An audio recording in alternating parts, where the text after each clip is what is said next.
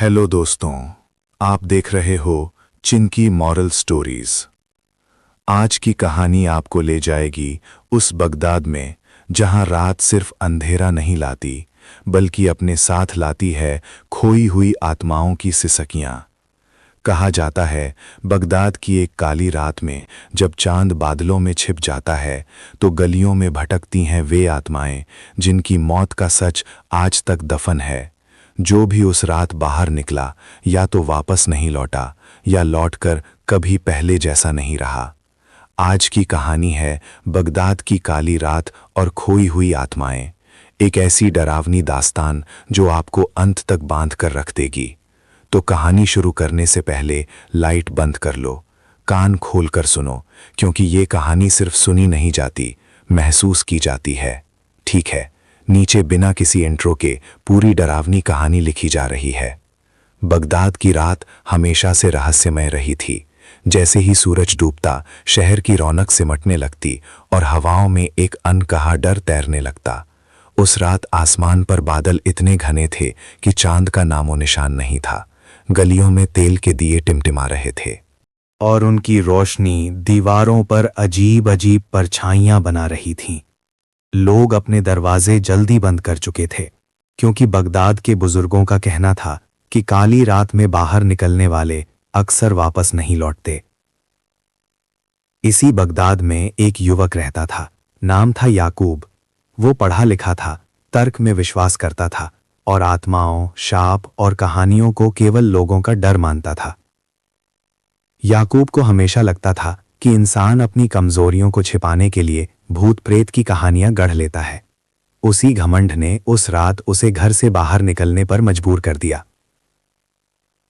शहर के किनारे एक पुरानी सराय थी जिसे लोग वर्षों से छोड़ चुके थे। कहा जाता था कि वहां मरने वालों की आत्माएं आज भी भटकती हैं। याकूब को वहीं जाना था, उसे साबित करना था कि ये सब सिर्फ अफवाहें हैं। जैसे जैसे वो सराय की ओर बढ़ा, हवा ठंडी होती चली गई। सन्नाटा इतना गहरा था कि उसके कदमों की आवाज भी डरावनी लग रही थी। सराय का दरवाजा आधा टूटा हुआ था, भीतर से सड़ांध और नमी की गंध आ रही थी। याकूब ने भीतर कदम रखा तो दिए की लौ अचानक कांपने लगी। दीवारों पर पुराने निशान थे, जैसे किसी ने नाखूनों से उन्हें खुरचा हो। तभी उसे लगा जैसे किसी ने धीमी आवाज में उसका नाम लिया हो। उसने पलट कर देखा, लेकिन वहां कोई नहीं था। याकूब ने खुद को समझाया कि डर उसकी कल्पना है। वो आगे बढ़ा ही था कि ऊपर की मंजिल से किसी के चलने की आवाज आई। लकड़ी की सीढ़ियां चरमराईं। उसका दिल तेज धड़कने लगा। उसने आवाज लगाई, लेकिन जवाब में सिर्फ गूंज लौट कर आई। तभी अचानक दिया बुझ गया और चारों ओर अंधेरा छा गया। अंधेरे में उसे कई फुसफुसाहटें सुनाई देने लगीं। आवाजें अलग अलग थीं, जैसे कई लोग एक साथ कुछ कहना चाहते हों। किसी की आवाज रोने जैसी थी, किसी में गुस्सा था तो किसी में दर्द। याकूब को लगा जैसे वो अंधेरे में अकेला नहीं है। उसकी सांसें तेज हो गईं और पसीना ठंडी रात में भी बहने लगा। तभी अचानक एक ठंडी हवा उसके पास से गुजरी और उसे अपने कान के पास एक आवाज सुनाई दी, यहां से कोई जीवित नहीं जाता। याकूब ने डर के मारे पीछे हटने की कोशिश की, लेकिन उसके पैर जैसे जमीन से चिपक गए हों। उसे लगा किसी ने उसकी कलाई पकड़ ली है। हाथ बर्फ की तरह ठंडा था। अचानक अंधेरे में हल्की रोशनी फैली। उसने देखा कि उसके सामने कई धुंधली आकृतियां खड़ी हैं। उनके चेहरे अधूरे थे, आंखें खाली और शरीर पारदर्शी। वे सभी उसे घूर रही थीं। उनमें से एक आगे बढ़ी और बोली कि वे सब खोई हुई आत्माएं हैं, जिन्हें कभी इंसानों के लालच और झूठ ने इस सराय तक खींच लाया था। उस आत्मा ने बताया कि वर्षों पहले इस सराय में लोग लालच में आकर एक दूसरे की हत्या कर देते थे। निर्दोषों को फंसाया जाता, झूठे वादे किए जाते और फिर उनकी जान ले ली जाती। मरने वालों की आत्माएं यहीं कैद हो गईं। जो भी रात में यहां आया, उसकी आत्मा भी इसी अंधेरे में फंस गई। याकूब को अपनी गलती का एहसास होने लगा। उसे समझ आया कि वो अपने अहंकार में कितना अंधा था। उसने आत्माओं से माफी मांगी और रोते हुए कहा कि वो जीवित लौटकर लोगों को सच्चाई बताएगा। आत्माएं कुछ देर तक चुप रहीं। फिर उनमें से सबसे बूढ़ी आत्मा ने कहा कि हर किसी को दूसरा मौका नहीं मिलता। सराय की दीवारें अचानक हिलने लगीं, फुसफुसाहटें चीखों में बदल गईं, आत्माएं याकूब के चारों ओर घूमने लगीं। उसे लगा जैसे उसका शरीर सुन्न हो रहा है। तभी उसे अपने भीतर से एक आवाज आई कि अगर वो सच में बचना चाहता है तो उसे अपने घमंड और डर दोनों को छोड़ना होगा। याकूब ने आंखें बंद की और दिल से प्रार्थना की। उसने स्वीकार किया कि इंसान सब कुछ नहीं जान सकता और कुछ सच्चाइयां तर्क से परे होती हैं। जैसे ही उसने ये स्वीकार किया, हवा शांत होने लगी, आत्माएं धीरे धीरे पीछे हटने लगीं। अंधेरे में एक दरवाज़ा खुलता हुआ दिखाई दिया, जहां से हल्की रोशनी आ रही थी। बूढ़ी आत्मा ने कहा कि ये उसका आखिरी मौका है। अगर वो बाहर गया तो उसे अपनी जिंदगी में सच्चाई और अच्छाई का रास्ता चुनना होगा। याकूब बिना पीछे देखे उस रोशनी की ओर दौड़ा। जैसे ही वो बाहर निकला, सराय का दरवाज़ा अपने आप बंद हो गया और सब कुछ शांत हो गया। सुबह जब लोग सराय के पास से गुजरे तो उन्होंने याकूब को ज़मीन पर बेहोश पड़ा पाया। उसकी सांसें चल रही थीं, लेकिन उसका चेहरा बदला बदला सा था। होश में आने के बाद वो पहले जैसा नहीं रहा। उसके भीतर का घमंड टूट चुका था। वो लोगों को काली रात और खोई हुई आत्माओं की कहानी बताने लगा। कुछ ने उसकी बातों पर विश्वास किया, कुछ ने उसे पागल कहा, लेकिन एक बात सच थी, उस रात के बाद कोई भी समझदार इंसान उस सराय के पास नहीं गया। याकूब ने अपना जीवन बदल दिया। उसने दूसरों की मदद करनी शुरू की और हमेशा ये याद रखता कि कुछ रहस्य ऐसे होते हैं जिनका मजाक उड़ाने की कीमत बहुत भारी होती है। बगदाद की काली रात आज भी आती है, हवा आज भी उन गलियों में सिसकती है, और जो लोग लालच, अहंकार और झूठ के साथ चलते हैं, वे कभी-कभी उन खोई हुई आत्माओं की आवाजें सुनते हैं जो आज भी इंसानों को चेतावनी देती हैं। याकूब के जीवन में आए इस बदलाव को कुछ महीनों ही बीते थे कि बगदाद में अजीब घटनाएं फिर से शुरू हो गईं। लोग रात को अपने घरों के दरवाजे बंद करने लगे, दियों की रोशनी कम होने लगी और गलियों में वही पुराना सन्नाटा लौट आया। फर्क बस इतना था कि अब डर सिर्फ सराय तक सीमित नहीं रहा था। शहर के अलग अलग हिस्सों में लोग अजीब सपनों की शिकायत करने लगे थे। सपनों में काली परछाइयां, अधूरे चेहरे और ठंडी सांसों की फुसफुसाहट सुनाई देती थी। याकूब को जब यह सब पता चला तो उसका मन बेचैन हो उठा। उसे लगा जैसे वो सराय की आत्माओं से किया गया वादा अधूरा रह गया हो। उसने लोगों को चेतावनी दी थी, लेकिन शायद उसने पूरी सच्चाई नहीं बताई थी। एक रात वो अपने घर की छत पर बैठा आसमान की ओर देख रहा था। बादल फिर से चांद को ढक चुके थे और हवा में वही पुरानी ठंडक थी। तभी उसे अपने पीछे किसी के होने का आभास हुआ। जब उसने पलट कर देखा तो एक बूढ़ा आदमी खड़ा था। उसकी आंखों में अजीब चमक थी और चेहरे पर समय की गहरी लकीरें। याकूब चौंका, क्योंकि उसने उस आदमी को आते हुए नहीं देखा था। बूढ़े ने धीमी आवाज में कहा कि वो उन आत्माओं का संदेश लेकर आया है जो अब भी सराय में कैद हैं। याकूब का दिल जोर से धड़कने लगा।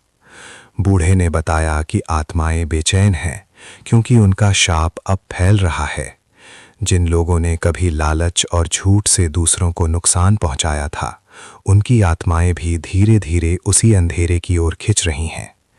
ये सिर्फ एक जगह का मामला नहीं रहा। अगर इसे रोका नहीं गया तो पूरा बगदाद उस अंधकार में डूब सकता है। याकूब ने पूछा कि वो क्या कर सकता है। बूढ़े ने कहा कि समाधान आसान नहीं है। उसे उन सच्चाइयों को उजागर करना होगा जिन्हें लोग दबाना चाहते हैं। उसे उन परिवारों तक जाना होगा जिनकी संपत्ति और इज्जत दूसरों की मौत पर खड़ी है। ये रास्ता खतरनाक है क्योंकि सच्चाई हमेशा दुश्मन पैदा करती है। अगली सुबह याकूब ने अपना घर छोड़ा और शहर की पुरानी गलियों में निकल पड़ा। उसने सबसे पहले उन व्यापारियों से मुलाकात की जिनके बारे में अफवाह थी कि उन्होंने अतीत में धोखे से दौलत कमाई थी। ज्यादातर लोग उसकी बात सुनकर हंस दिए। कुछ ने उसे भगा दिया तो कुछ ने चुपचाप दरवाज़ा बंद कर लिया। लेकिन हर मुलाकात के बाद याकूब को रात में और भयानक सपने आने लगे। सपनों में वही आत्माएं उसे घेर लेतीं और पूछतीं कि क्या वो डर गया है। वो हर बार पसीने में डूब कर उठता, लेकिन फिर खुद को संभालता। उसे लगता था कि ये डर उसकी परीक्षा है। एक रात उसने सपने में देखा कि सराय की दीवारें टूट रही हैं और आत्माएं शहर की ओर बढ़ रही हैं। उनके कदमों के निशान जहां पड़ते वहां रोशनी बुझ जाती। याकूब समझ गया कि समय कम है। उसने शहर के बुजुर्गों और विद्वानों की सभा बुलाई। उसने उन्हें सब कुछ बताया, सराय का सच, आत्माओं का शाप और फैलता अंधकार। कुछ बुजुर्गों ने उसकी बातों को गंभीरता से लिया, लेकिन कई ने इसे अंधविश्वास कहा। एक प्रभावशाली व्यापारी ने उसे डर फैलाने वाला घोषित कर दिया। उसी रात उस व्यापारी के घर में आग लग गई। आग ने किसी को नुकसान नहीं पहुंचाया, लेकिन दीवारों पर काले निशान बन गए, जैसे किसी ने अंदर से उन्हें जलाया हो। लोगों में डर फैल गया। अब वे याकूब की बातों को अनदेखा नहीं कर पा रहे थे। अगले दिन कई लोग उसके पास आए और अपने पुराने पापों को स्वीकार करने लगे। याकूब ने उनसे कहा कि केवल स्वीकार करना काफी नहीं है, उन्हें उन गलतियों को सुधारना होगा। जिन परिवारों को उन्होंने नुकसान पहुंचाया था, उनकी मदद करनी होगी। कुछ लोग मान गए, लेकिन कुछ ने इनकार कर दिया। जिन्होंने इनकार किया, उनके घरों में अजीब घटनाएं होने लगीं। रात में चीजें अपने आप गिर जातीं, दिए बुझ जाते और दीवारों से फुसफुसाहटें सुनाई देती। धीरे धीरे शहर दो हिस्सों में बंट गया। एक तरफ वे लोग थे जो अपने पापों को स्वीकार कर सुधार करना चाहते थे, और दूसरी तरफ वे जो अपनी सच्चाई छिपाना चाहते थे। अंधकार दूसरे हिस्से में ज्यादा गहराने लगा। याकूब को लगने लगा कि आत्माएं अब सीधे चेतावनी दे रही हैं। एक रात बूढ़ा आदमी फिर से आया। इस बार उसका चेहरा और भी थका हुआ था। उसने बताया कि आत्माएं अंतिम रास्ता अपनाने वाली हैं। अगर सूरज उगने से पहले सच्चाई सामने नहीं आई तो वे खुद इंसानों की दुनिया में उतर आएंगी। याकूब ने बिना देर किए शहर के बीचों बीच एक सभा बुलाने का फैसला किया। रात के आखिरी पहर लोग इकट्ठा हुए। डर हर चेहरे पर साफ दिख रहा था। याकूब ने एक एक करके उन घटनाओं का जिक्र किया जिनसे सच्चाई जुड़ी थी। उसने नाम नहीं लिए, लेकिन संकेत इतने साफ थे कि दोषी खुद को पहचान सकते थे। भीड़ में सन्नाटा छा गया। तभी आसमान में तेज हवा चली, दिए बुझ गए और चारों ओर अंधेरा छा गया। उसी अंधेरे में कई परछाइयां उभरी।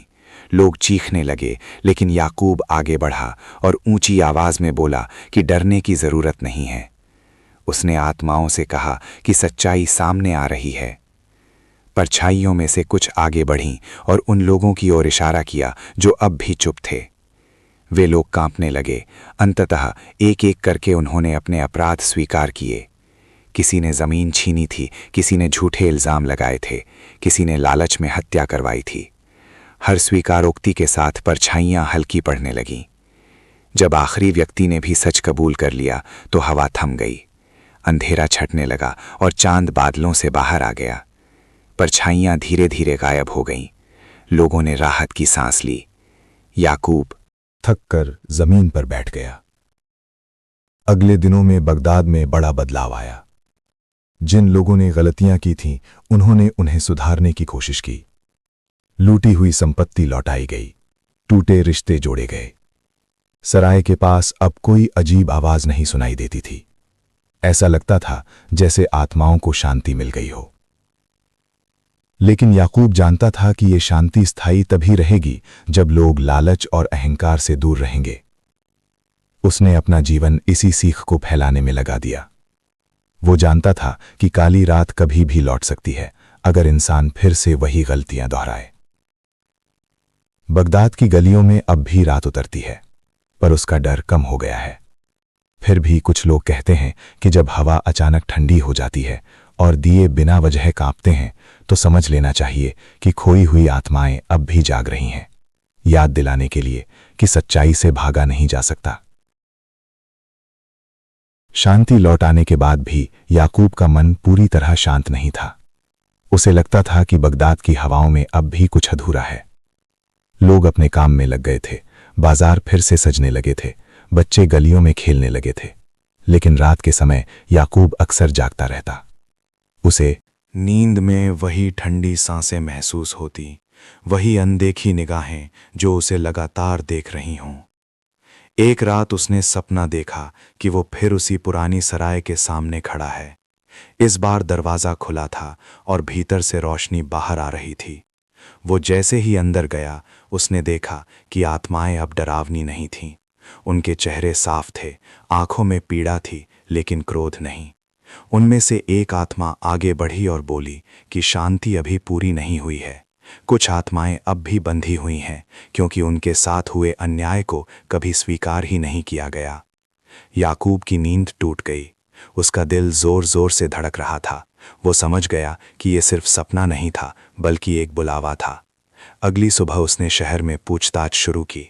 उसने उन परिवारों के बारे में जाना जो अचानक गायब हो गए थे, जिनके बारे में कोई बात करना नहीं चाहता था।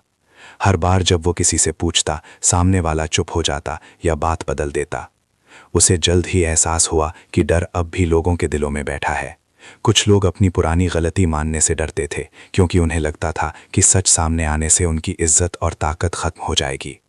याकूब जानता था कि जब तक ये डर रहेगा, आत्माओं को शांति नहीं मिलेगी। उसने शहर के बाहर रहने वाले एक बुजुर्ग फकीर से मुलाकात की, जिसके बारे में कहा जाता था कि वो अतीत की बातें सुन सकता है। फकीर ने याकूब को बताया कि कुछ आत्माएं इसलिए भटकती हैं क्योंकि उनके नाम तक मिटा दिए गए होते हैं। जब किसी इंसान की कहानी खत्म कर दी जाती है तो उसकी आत्मा और ज्यादा बेचैन हो जाती है। फकीर ने याकूब को एक पुरानी जगह के बारे में बताया जहां कभी कागजों और दस्तावेजों को जलाया गया था। कहा जाता था कि वहां कई बेगुनाहों के नाम और सबूत नष्ट कर दिए गए थे। याकूब उसी जगह पहुंचा।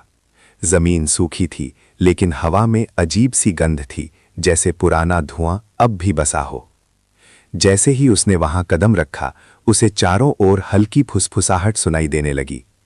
आवाजें अलग अलग थीं, लेकिन सभी में एक ही बात थी, अपनी पहचान वापस पाने की पुकार।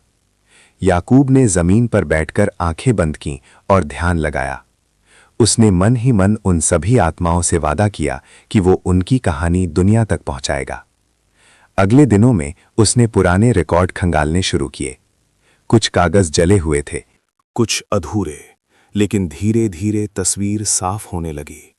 उसे पता चला कि कई साल पहले कुछ शक्तिशाली लोगों ने मिलकर निर्दोषों को गलत ठहराया था ताकि अपनी गलतियों को छिपा सकें। उन लोगों को न सिर्फ मारा गया बल्कि उनके अस्तित्व के सबूत भी मिटा दिए गए। याकूब ने यह सच्चाई सार्वजनिक करने का फैसला किया। उसने एक बार फिर सभा बुलाई। इस बार लोग पहले से ज्यादा डरे हुए थे लेकिन उत्सुक भी। याकूब ने एक एक कहानी सुनानी शुरू की। उसने उन लोगों के नाम लिए जो कभी थे लेकिन जिन्हें भुला दिया गया था। जैसे जैसे वो बोलता गया, हवा भारी होती गई। सभा के बीच अचानक आसमान में बादल घिराए। तेज हवा चली और दिए बुझने लगे। लोगों को लगा कि आत्माएं फिर लौट आई हैं, लेकिन इस बार कोई चीख नहीं थी, कोई डरावनी आकृति नहीं थी, सिर्फ ठंडी हवा और गहरी खामोशी थी। याकूब ने ऊंची आवाज में कहा कि आज डरने की नहीं, स्वीकार करने की रात है। उसने उन परिवारों को आगे आने को कहा जिन्होंने कभी इन निर्दोषों को नुकसान पहुंचाया था। कुछ देर तक सन्नाटा रहा। फिर एक बुजुर्ग व्यक्ति आगे आया। उसकी आंखों में शर्म और पछतावा साफ दिख रहा था। उसने स्वीकार किया कि उसके पिता ने दूसरों की जान लेकर अपनी ताकत बनाई थी। उसके बाद एक और व्यक्ति आगे आया, फिर एक और। हर स्वीकारोक्ति के साथ हवा हल्की होती गई। लोगों को ऐसा लग रहा था जैसे कोई भारी बोझ उतर रहा हो। जब आखिरी कहानी भी सामने आ गई तो बादल छट गए और चांद की रोशनी जमीन पर फैल गई। उसी पल याकूब को महसूस हुआ कि कोई उसके पास खड़ा है। उसने पलट कर देखा तो वही आत्माएं थीं, लेकिन अब उनके चेहरे शांत थे। उन्होंने बिना बोले याकूब को धन्यवाद दिया। धीरे धीरे वे रोशनी में घुलती चली गईं, जैसे कभी थीं ही नहीं। अगली सुबह बगदाद पहले से अलग लग रहा था। हवा साफ थी, सूरज की रोशनी तेज थी। लोगों के चेहरों पर डर की जगह राहत थी। याकूब जानता था कि यह सिर्फ एक शहर की कहानी नहीं है, बल्कि हर उस जगह की कहानी है जहां सच्चाई को दबाया जाता है। याकूब ने तय किया कि वो अब सिर्फ बगदाद तक सीमित नहीं रहेगा। वो जहां भी जाएगा, लोगों को ये याद दिलाएगा कि कोई भी सच हमेशा के लिए छुपा नहीं रह सकता। आत्माएं भले दिखें या ना दिखें, लेकिन अन्याय की गूंज देर सवेर सुनाई देती ही है। रात को जब याकूब सोने गया तो उसे पहली बार बिना डर के नींद आई। ना कोई फुसफुसाहट थी, ना कोई ठंडी सांस, लेकिन उसके दिल में ये एहसास हमेशा जिंदा रहा कि काली रात कभी पूरी तरह खत्म नहीं होती, वो बस इंसान की ईमानदारी से दूर रहती है। और बगदाद की गलियों में आज भी जब रात गहराती है तो लोग दिया जलाते हुए यही दुआ करते हैं कि वे कभी उस अंधेरे का हिस्सा ना बने जिसमें खोई हुई आत्माएं जन्म लेती हैं। याकूब को लगे कई महीने बीत चुके थे, लेकिन उसके भीतर का बोझ अब भी पूरी तरह हल्का नहीं हुआ था। उसने देखा कि बगदाद में लोग अब सच्चाई से भागते नहीं थे, पर एक नई समस्या जन्म ले चुकी थी। लोग डर को भूलने लगे थे। जिस भय ने उन्हें अपने पाप स्वीकार करने पर मजबूर किया था, वही भय अब धीरे धीरे कम हो रहा था। याकूब जानता था कि जब डर खत्म होता है तो इंसान फिर से खुद को सबसे ताकतवर समझने लगता है। एक रात जब वो मस्जिद के पास बैठा था, उसने देखा कि कुछ युवक हंसते हुए उस पुरानी सराय की ओर जा रहे थे। उनके चेहरों पर कोई डर नहीं था, बल्कि चुनौती का भाव था। याकूब ने उन्हें रोका और चेतावनी दी, लेकिन उन्होंने कहा कि अब आत्माएं शांत हो चुकी हैं और ये सब पुरानी कहानियां हैं। याकूब उन्हें मजबूर नहीं कर सकता था, वो बस उन्हें जाते हुए देखता रहा और उसके दिल में एक अजीब सा डर बैठ गया। उस रात आसमान फिर से काला था, हवा में वही पुरानी ठंडक लौट आई थी। आधी रात के बाद शहर के एक हिस्से से चीखों की आवाज आई। लोग अपने घरों से बाहर निकल आए।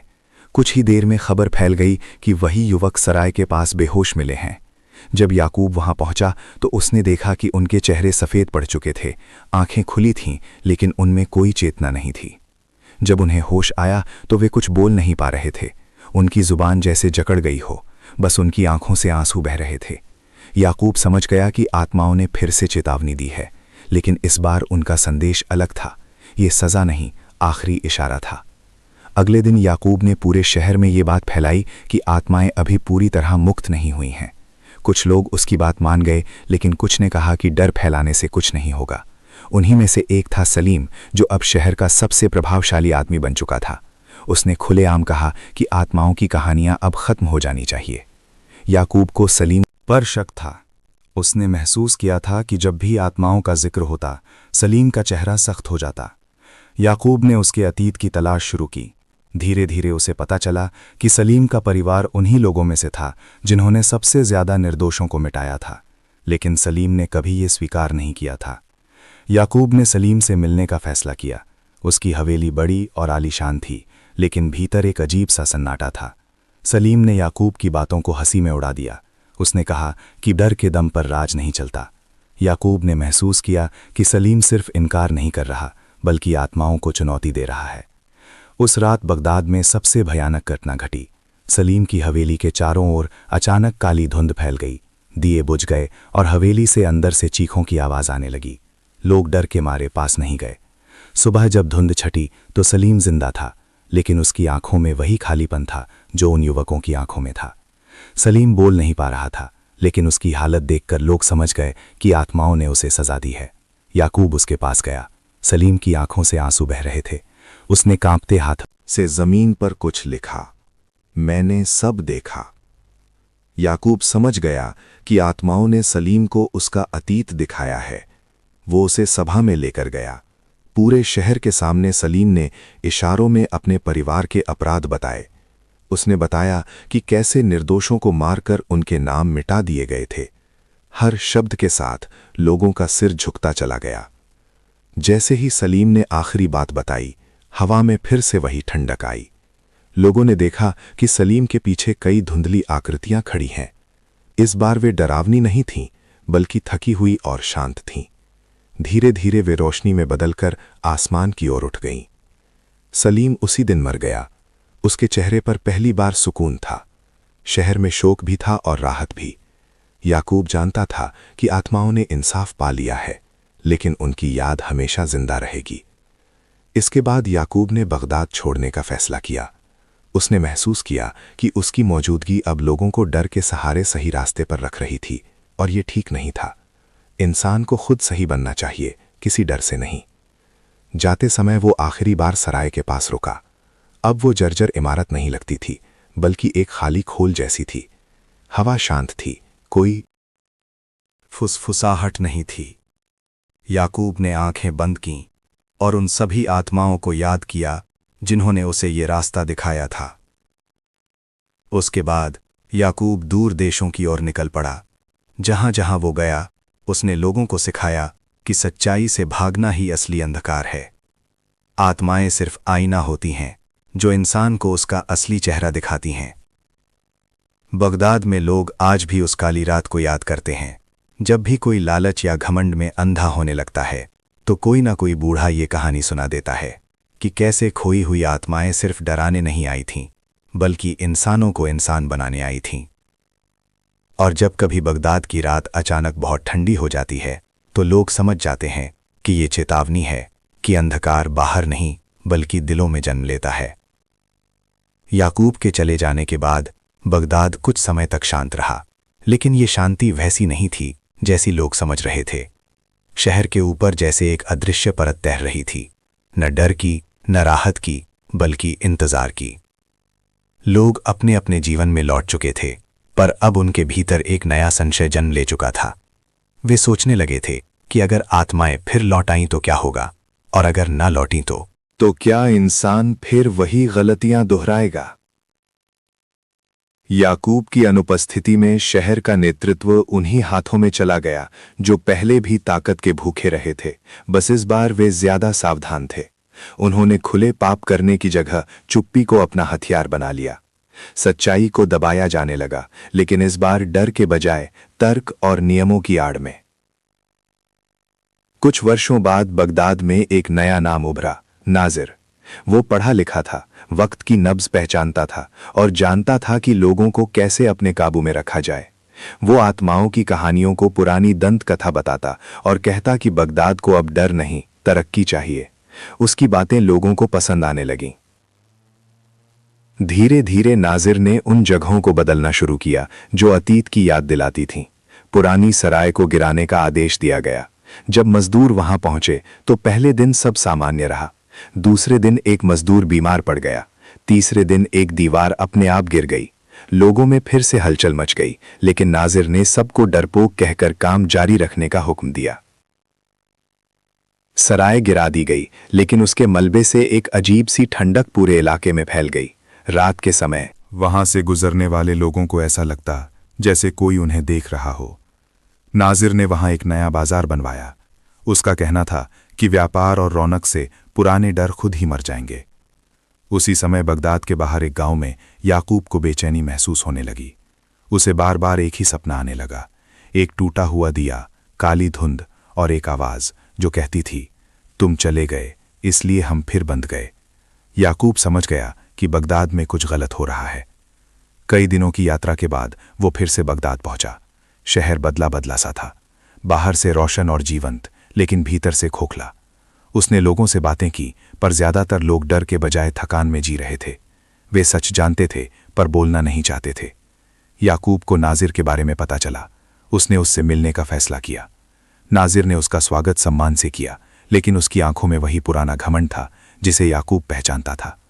नाजिर ने साफ कहा कि अब आत्माओं का दौर खत्म हो चुका है और बगदाद को आगे बढ़ना है।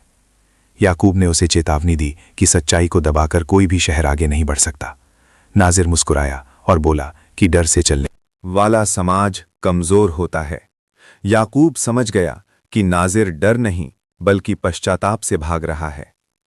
उसी रात बगदाद में पहली बार फिर से काली धुंध उतरी। ये धुंध पहले जैसी नहीं थी। इसमें कोई चीख नहीं थी, कोई परछाई नहीं थी, बस एक भारीपन था जो सांसों को बोझिल बना रहा था। लोग नींद में बेचैन होने लगे।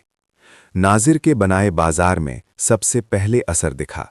व्यापारियों के सपनों में वे चेहरे आने लगे जिन्हें उन्होंने कभी धोखा दिया था। मुनाफा घटने लगा, झगड़े बढ़ने लगे। नाजिर ने इसे संयोग कहा, लेकिन उसके अपने सपने उसे चैन से सोने नहीं दे रहे थे। याकूब ने लोगों को इकट्ठा किया, लेकिन इस बार डर के सहारे नहीं। उसने उनसे पूछा कि क्या वे सच में बदलना चाहते हैं या बस सजा से बचना चाहते हैं। सवाल सुनकर लोग चुप हो गए।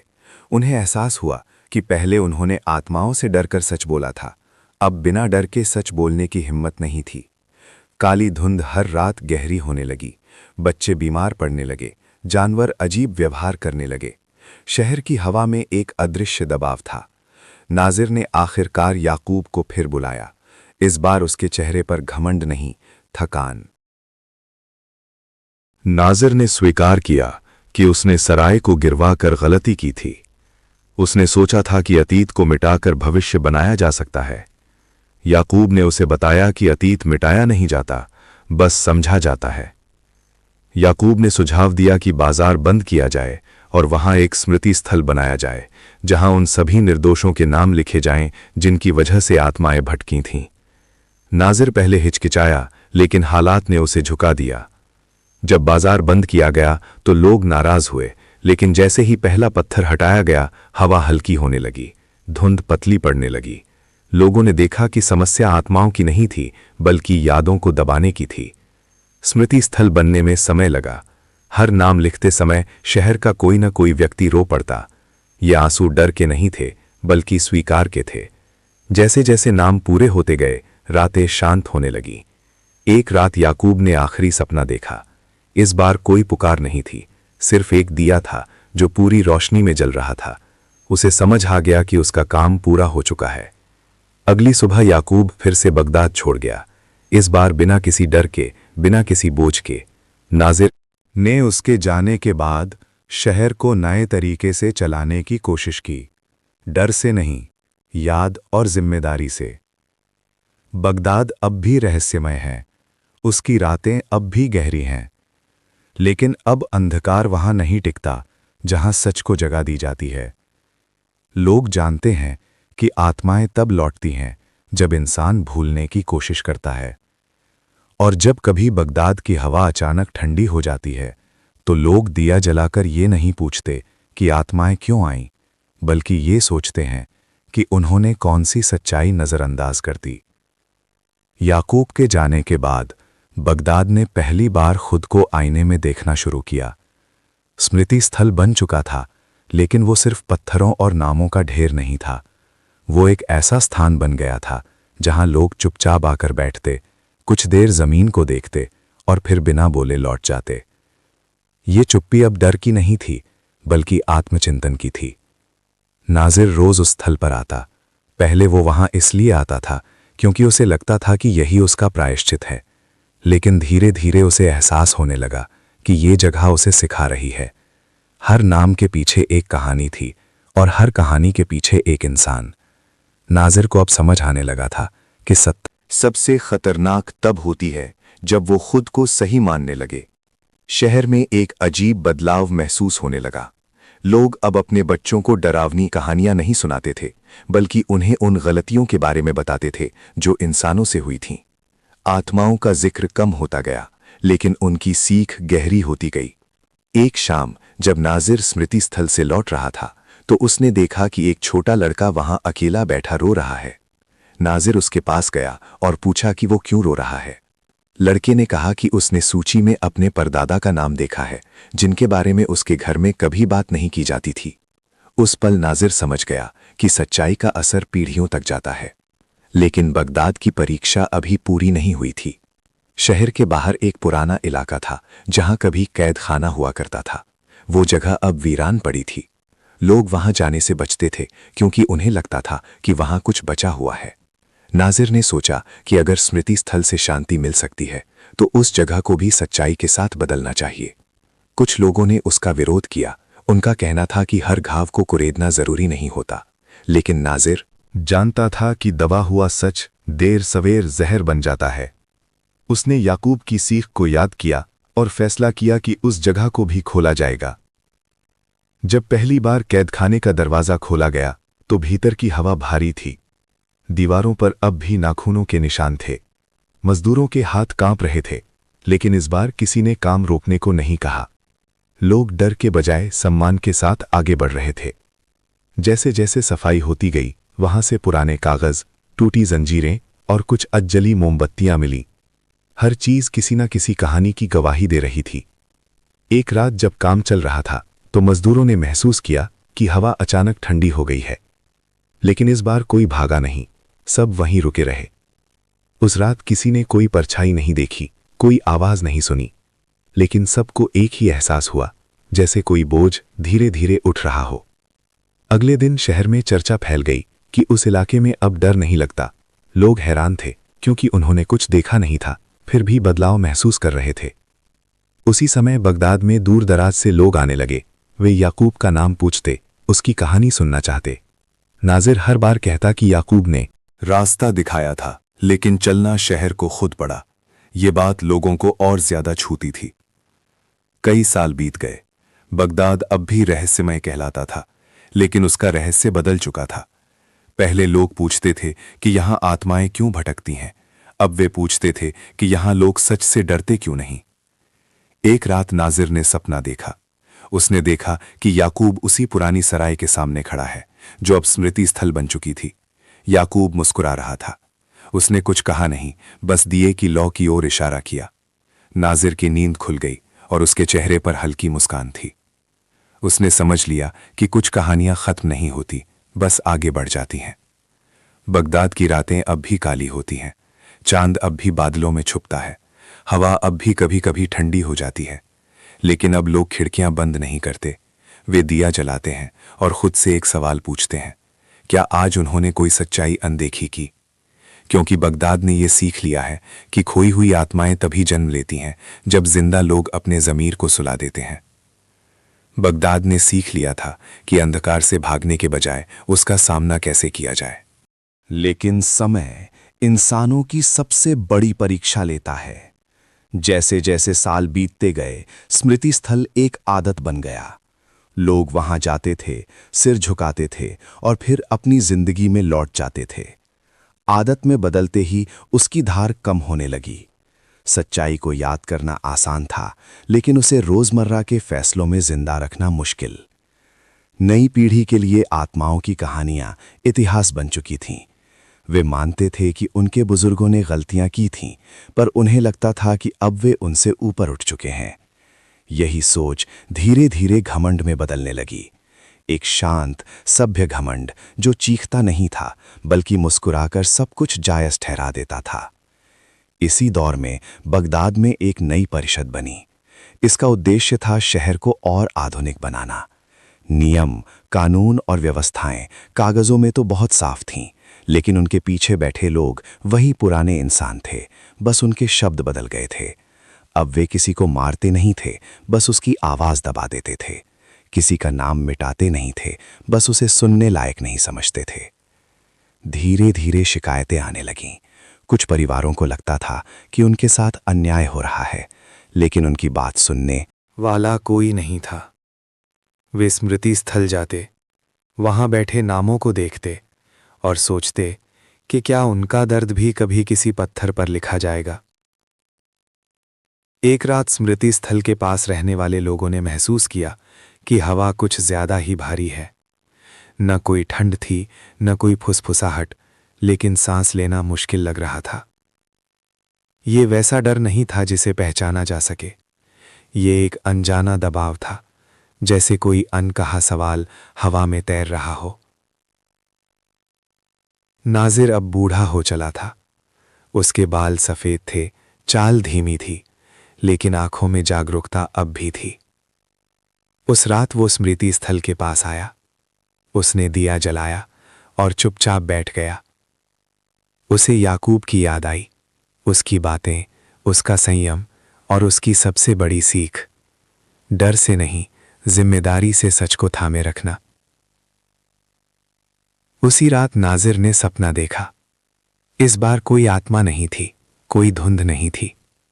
उसने देखा कि स्मृति स्थल के पत्थरों पर लिखे नाम धीरे धीरे धुंधले हो रहे हैं। वो घबराकर उन्हें छूने की कोशिश करता है, लेकिन उसके हाथ आर पार निकल जाते हैं। तभी उसे पीछे से एक आवाज सुनाई देती है, नाम मिटते नहीं, यादें मिटती हैं। नाजिर की नींद खुल गई। उसका दिल भारी था। उसे समझ आ गया कि खतरा लौट रहा है, लेकिन इस बार किसी परछाई के रूप में नहीं, बल्कि भूलने की आदत के रूप में। अगले दिन उसने परिषद की बैठक बुलाई। उसने साफ कहा कि स्मृति स्थल सिर्फ देखने की जगह नहीं, बल्कि सीखने की जगह बननी चाहिए। उसने प्रस्ताव रखा कि वहां रोज किसी न किसी कहानी को जोर से पढ़ा जाए, उन लोगों की जिनके नाम पत्थरों पर खुदे थे। कई सदस्यों को यह बेकार का भावुकपन लगा, लेकिन नाजिर ने जोर दिया। पहले दिन सिर्फ कुछ लोग आए, दूसरे दिन थोड़े और तीसरे दिन एक ऐसी कहानी पढ़ी गई जिसमें एक निर्दोष परिवार की पूरी जिंदगी एक झूठे इल्जाम में बर्बाद हो गई थी। कहानी सुनते ही भीड़ में सन्नाटा छा गया। लोगों को एहसास हुआ कि ये कोई पुरानी बात नहीं थी, ये उनके जैसे ही लोगों की कहानी थी। इसी बीच शहर के एक कोने में एक अजीब घटना घटी। एक युवक जिसका नाम हारिस था, अचानक बोलना बंद कर बैठा। डॉक्टरों ने कहा कि वो पूरी तरह स्वस्थ है, लेकिन उसकी आवाज जैसे गायब हो गई हो। उसके परिवार ने बताया कि हारिस ने कुछ दिन पहले परिषद के खिलाफ आवाज उठाने की कोशिश की थी। ये खबर फैलते ही लोगों के दिलों में फिर से वही दबाव लौट आया। किसी ने आत्माओं का नाम नहीं लिया, लेकिन सबको एहसास था कि कुछ गलत है। नाजिर ने हारिस से मिलने की कोशिश की। युवक की आंखों में डर नहीं, बल्कि गहरा दुख था। उसने लिखकर बताया कि जब वो बोलना चाहता है तो उसे लगता है जैसे कोई उसका गला दबा रहा हो, लेकिन कोई दिखाई नहीं देता। नाजिर कांप उठा। ये वही पैटर्न था, बस रूप बदला हुआ था। पहले आत्माएं आवाज छीन लेती थीं, अब व्यवस्था छीन रही थीं। उसने परिषद से सवाल किया, लेकिन सबने अनजान बनने का नाटक किया। उसी रात बगदाद की हवा में एक अजीब गूंज फैल गई। ये चीख नहीं थी, ये फुसफुसाहट भी नहीं थी, ये एक सामूहिक आह थी जिसे हर कोई महसूस कर सकता था, लेकिन कोई सुन नहीं पा रहा था। लोग नींद में बेचैन हुए, बच्चे रोने लगे और जानवर असहज हो गए। नाजिर समझ गया कि आत्माएं लौट रही हैं, लेकिन इस बार वे दिखेंगी नहीं, वे इंसानों के भीतर से बोलेंगी। अगले दिनों में शहर में अजीब बदलाव आने लगे। कुछ लोग अचानक अपने किए पर पछताने लगे, बिना ये समझे कि क्यों। कुछ को लगने लगा कि वे गलत जगह खड़े हैं। परिषद के कुछ सदस्य रात में जागकर पसीने में डूब जाते, लेकिन दिन में वही कठोर चेहरे पहन लेते। नाजिर ने आखिरी कोशिश करने का फैसला किया। उसने शहर में एक खुली सभा बुलवाई, बिना डर, बिना परछाई, सिर्फ इंसानों के बीच इंसानों की बातचीत के लिए। उसने कहा कि जो भी खुद को अनसुना महसूस करता है वो बोले। पहले कोई नहीं बोला। फिर हारिस के पिता खड़े हुए। उनकी आवाज कांप रही थी, लेकिन शब्द साफ थे। उन्होंने बताया कि कैसे उनके बेटे की आवाज छीनी गई, कागजों से, आदेशों से, चुप्पी से। उसके बाद एक और व्यक्ति बोला, फिर एक और।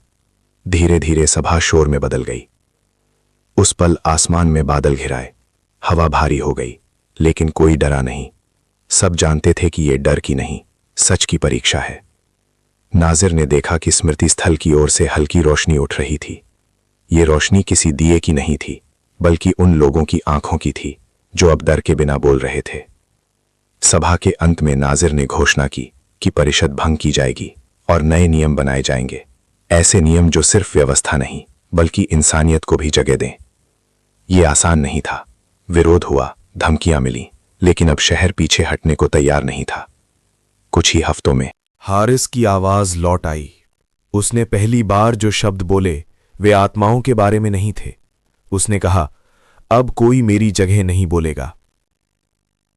नाजिर ने कुछ समय बाद अपना पद छोड़ दिया। उसने कहा कि शहर को अब किसी रक्षक की नहीं बल्कि जागरूक नागरिकों की जरूरत है।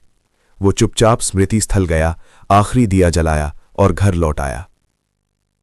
उसी रात उसने सपना देखा। याकूब फिर से सामने था। इस बार वो कुछ नहीं बोला। उसने बस अपना हाथ नाजिर के कंधे पर रखा और मुस्कुराया। नाजिर की आंखों से आंसू बह निकले। सुबह बगदाद जागा तो वैसा ही था, रोशन, व्यस्त, जीवित। लेकिन अब उसकी रातें अलग थीं। अब जब हवा भारी होती, लोग डरते नहीं थे, वे पूछते थे कौन सी आवाज दबाई जा रही है। क्योंकि बगदाद ने यह समझ लिया था कि खोई हुई आत्माएं किसी और दुनिया से नहीं आती, वे यहीं जन्म लेती हैं जब इंसान इंसान की आवाज छीन लेता है। और जब तक कोई एक इंसान भी बोलने की हिम्मत रखता है, तब तक अंधकार कभी पूरा नहीं होता। नाजिर के पद छोड़ने के बाद बगदाद पहली बार सच में अकेला खड़ा था। अब ना कोई ऐसा व्यक्ति था जिस पर लोग उंगली उठाकर कह सकें कि वही सब संभाल रहा है, और ना ही कोई ऐसा डर था जिसे दोष दिया जा सके। शहर को अब खुद अपने फैसलों की जिम्मेदारी उठानी थी। यही आज़ादी सबसे भारी बोझ बनकर उतरी। शुरुआत में सब कुछ ठीक लगा। सभाएं होती थीं, लोग खुलकर बोलते थे, फैसले देर से होते थे लेकिन चर्चा के बाद। मगर धीरे धीरे वही पुरानी थकान लौटने लगी। सच बोलना आसान नहीं होता, खासकर तब जब वो रोजमर्रा की सुविधा छीन ले। लोग फिर से समझौते करने लगे, इस बार डर से नहीं बल्कि आराम के लिए। इसी दौरान शहर में एक नया चेहरा उभरा, इल्हाम। वो युवा था, तेज दिमाग वाला और शब्दों का जादू जानता था। वो ना तो परिषद जैसा दिखता था, ना शासक जैसा। वो खुद को बस सुनने वाला कहता था। लोग उसके पास जाते, अपनी शिकायतें बताते और इल्हाम सिर हिलाकर ध्यान से सुनता। वो तुरंत समाधान नहीं देता, लेकिन भरोसा जरूर देता। धीरे धीरे लोगों को लगने लगा कि इल्हाम उन्हें समझता है। वो सभाओं में कम बोलता, लेकिन जब बोलता तो ठीक वही कहता जो भीड़ सुनना चाहती थी। उसने कभी आत्माओं का मजाक नहीं उड़ाया, ना ही उनका जिक्र ज्यादा किया। वो कहता कि असली आत्माएं हमारे भीतर हैं, हमारी इच्छाएं, हमारे डर। स्मृति स्थल अब भी मौजूद था, लेकिन उसकी अहमियत कम होने लगी। नई पीढ़ी के लिए वो एक पुरानी कहानी बन चुका था। इल्हाम ने सुझाव दिया कि उस जगह को भविष्य केंद्र में बदला जाए, जहां लोग नई योजनाएं बनाएं। उसने कहा कि अतीत को याद करना ठीक है, लेकिन उसमें जीना नहीं। बहुतों को ये बात सही लगी। पत्थरों पर लिखे नाम ढके नहीं गए, लेकिन उनके बीच नई इमारतें खड़ी होने लगीं। कुछ बुजुर्गों ने विरोध किया, पर उनकी आवाज कमजोर पड़ गई। किसी ने उन्हें चुप नहीं कराया, लेकिन किसी ने सुना भी नहीं। उसी समय बगदाद में अजीब सपने लौटने लगे। ये सपने डरावने नहीं थे, बल्कि उलझाने वाले थे। लोग सपने में खुद को बोलते हुए देखते, लेकिन उनकी आवाज दूर कहीं गुम हो जाती। वे दौड़ते, लेकिन मंजिल पास आकर फिर दूर चली जाती। एक रात एक महिला, जहरा, स्मृति स्थल के पास बेहोश मिली। जब होश आया तो उसने कहा कि उसने सपने में उन नामों को रोते देखा जो पत्थरों पर लिखे थे। वे कह रहे थे कि उन्हें फिर से ढक दिया गया है, मिटाया नहीं, लेकिन अनदेखा कर दिया गया है। जहरा की बात फैलते ही लोग असहज हो गए। इल्हाम ने इसे सामूहिक तनाव बताया। उसने कहा कि बदलाव के समय ऐसा होना स्वाभाविक है। उसकी बातें शांत करने वाली थीं, लेकिन जहरा के शब्द लोगों के दिलों में चुभ गए। कुछ ही दिनों बाद शहर में छोटे छोटे फैसले लिए जाने लगे, जिनमें वही पुराने पैटर्न दिखने लगे। किसी की बात टाली गई, किसी की शिकायत को अभी नहीं कहकर दबा दिया गया। कोई मरा नहीं, कोई गायब नहीं हुआ, लेकिन कई लोग खुद को बेकार महसूस करने लगे। एक रात स्मृति स्थल के पास दिए अपने आप बुझ गए। हवा न ठंडी थी न भारी, बस अजीब तरह से खाली थी, जैसे कुछ निकल गया हो। सुबह लोगों ने देखा कि पत्थरों पर लिखे कुछ नाम धुंधले पड़ने लगे हैं, समय से नहीं बल्कि छूने से। इल्हाम को जब ये बताया गया तो वो कुछ देर चुप रहा। फिर उसने कहा कि पत्थर भी बूढ़े होते हैं। उसने प्रस्ताव रखा कि नामों को एक किताब में सुरक्षित रखा जाए, ताकि जगह का सही उपयोग हो सके। यही वो पल था जब पहली बार लोगों को याकूब की याद आई। वो डर के साथ नहीं, लेकिन साफ चेतावनी की तरह लौटी। कुछ लोगों ने कहा कि नामों को हटाना गलती होगी। बहस हुई, लेकिन इल्हाम ने इसे लोकतांत्रिक फैसला बताया, मतदान होगा। मतदान में नाम हटाने के पक्ष में ज्यादा हाथ उठे।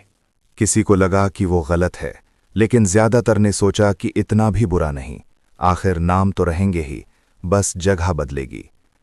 उस रात बगदाद में कोई सपना नहीं आया। यही सबसे डरावनी बात थी। अगली सुबह कई लोग अजीब खालीपन के साथ उठे। न डर था, न अपराध बोध, न पछतावा, बस एक सुन्नता। जहरा फिर स्मृति स्थल गई। उसने देखा कि पत्थरों के बीच अब एक नई इमारत की नींव डाली जा रही है। वो वहीं बैठ गई और रोने लगी। उसके आंसू जमीन पर गिरे और उसी जगह से हल्की सी ठंडक उठी।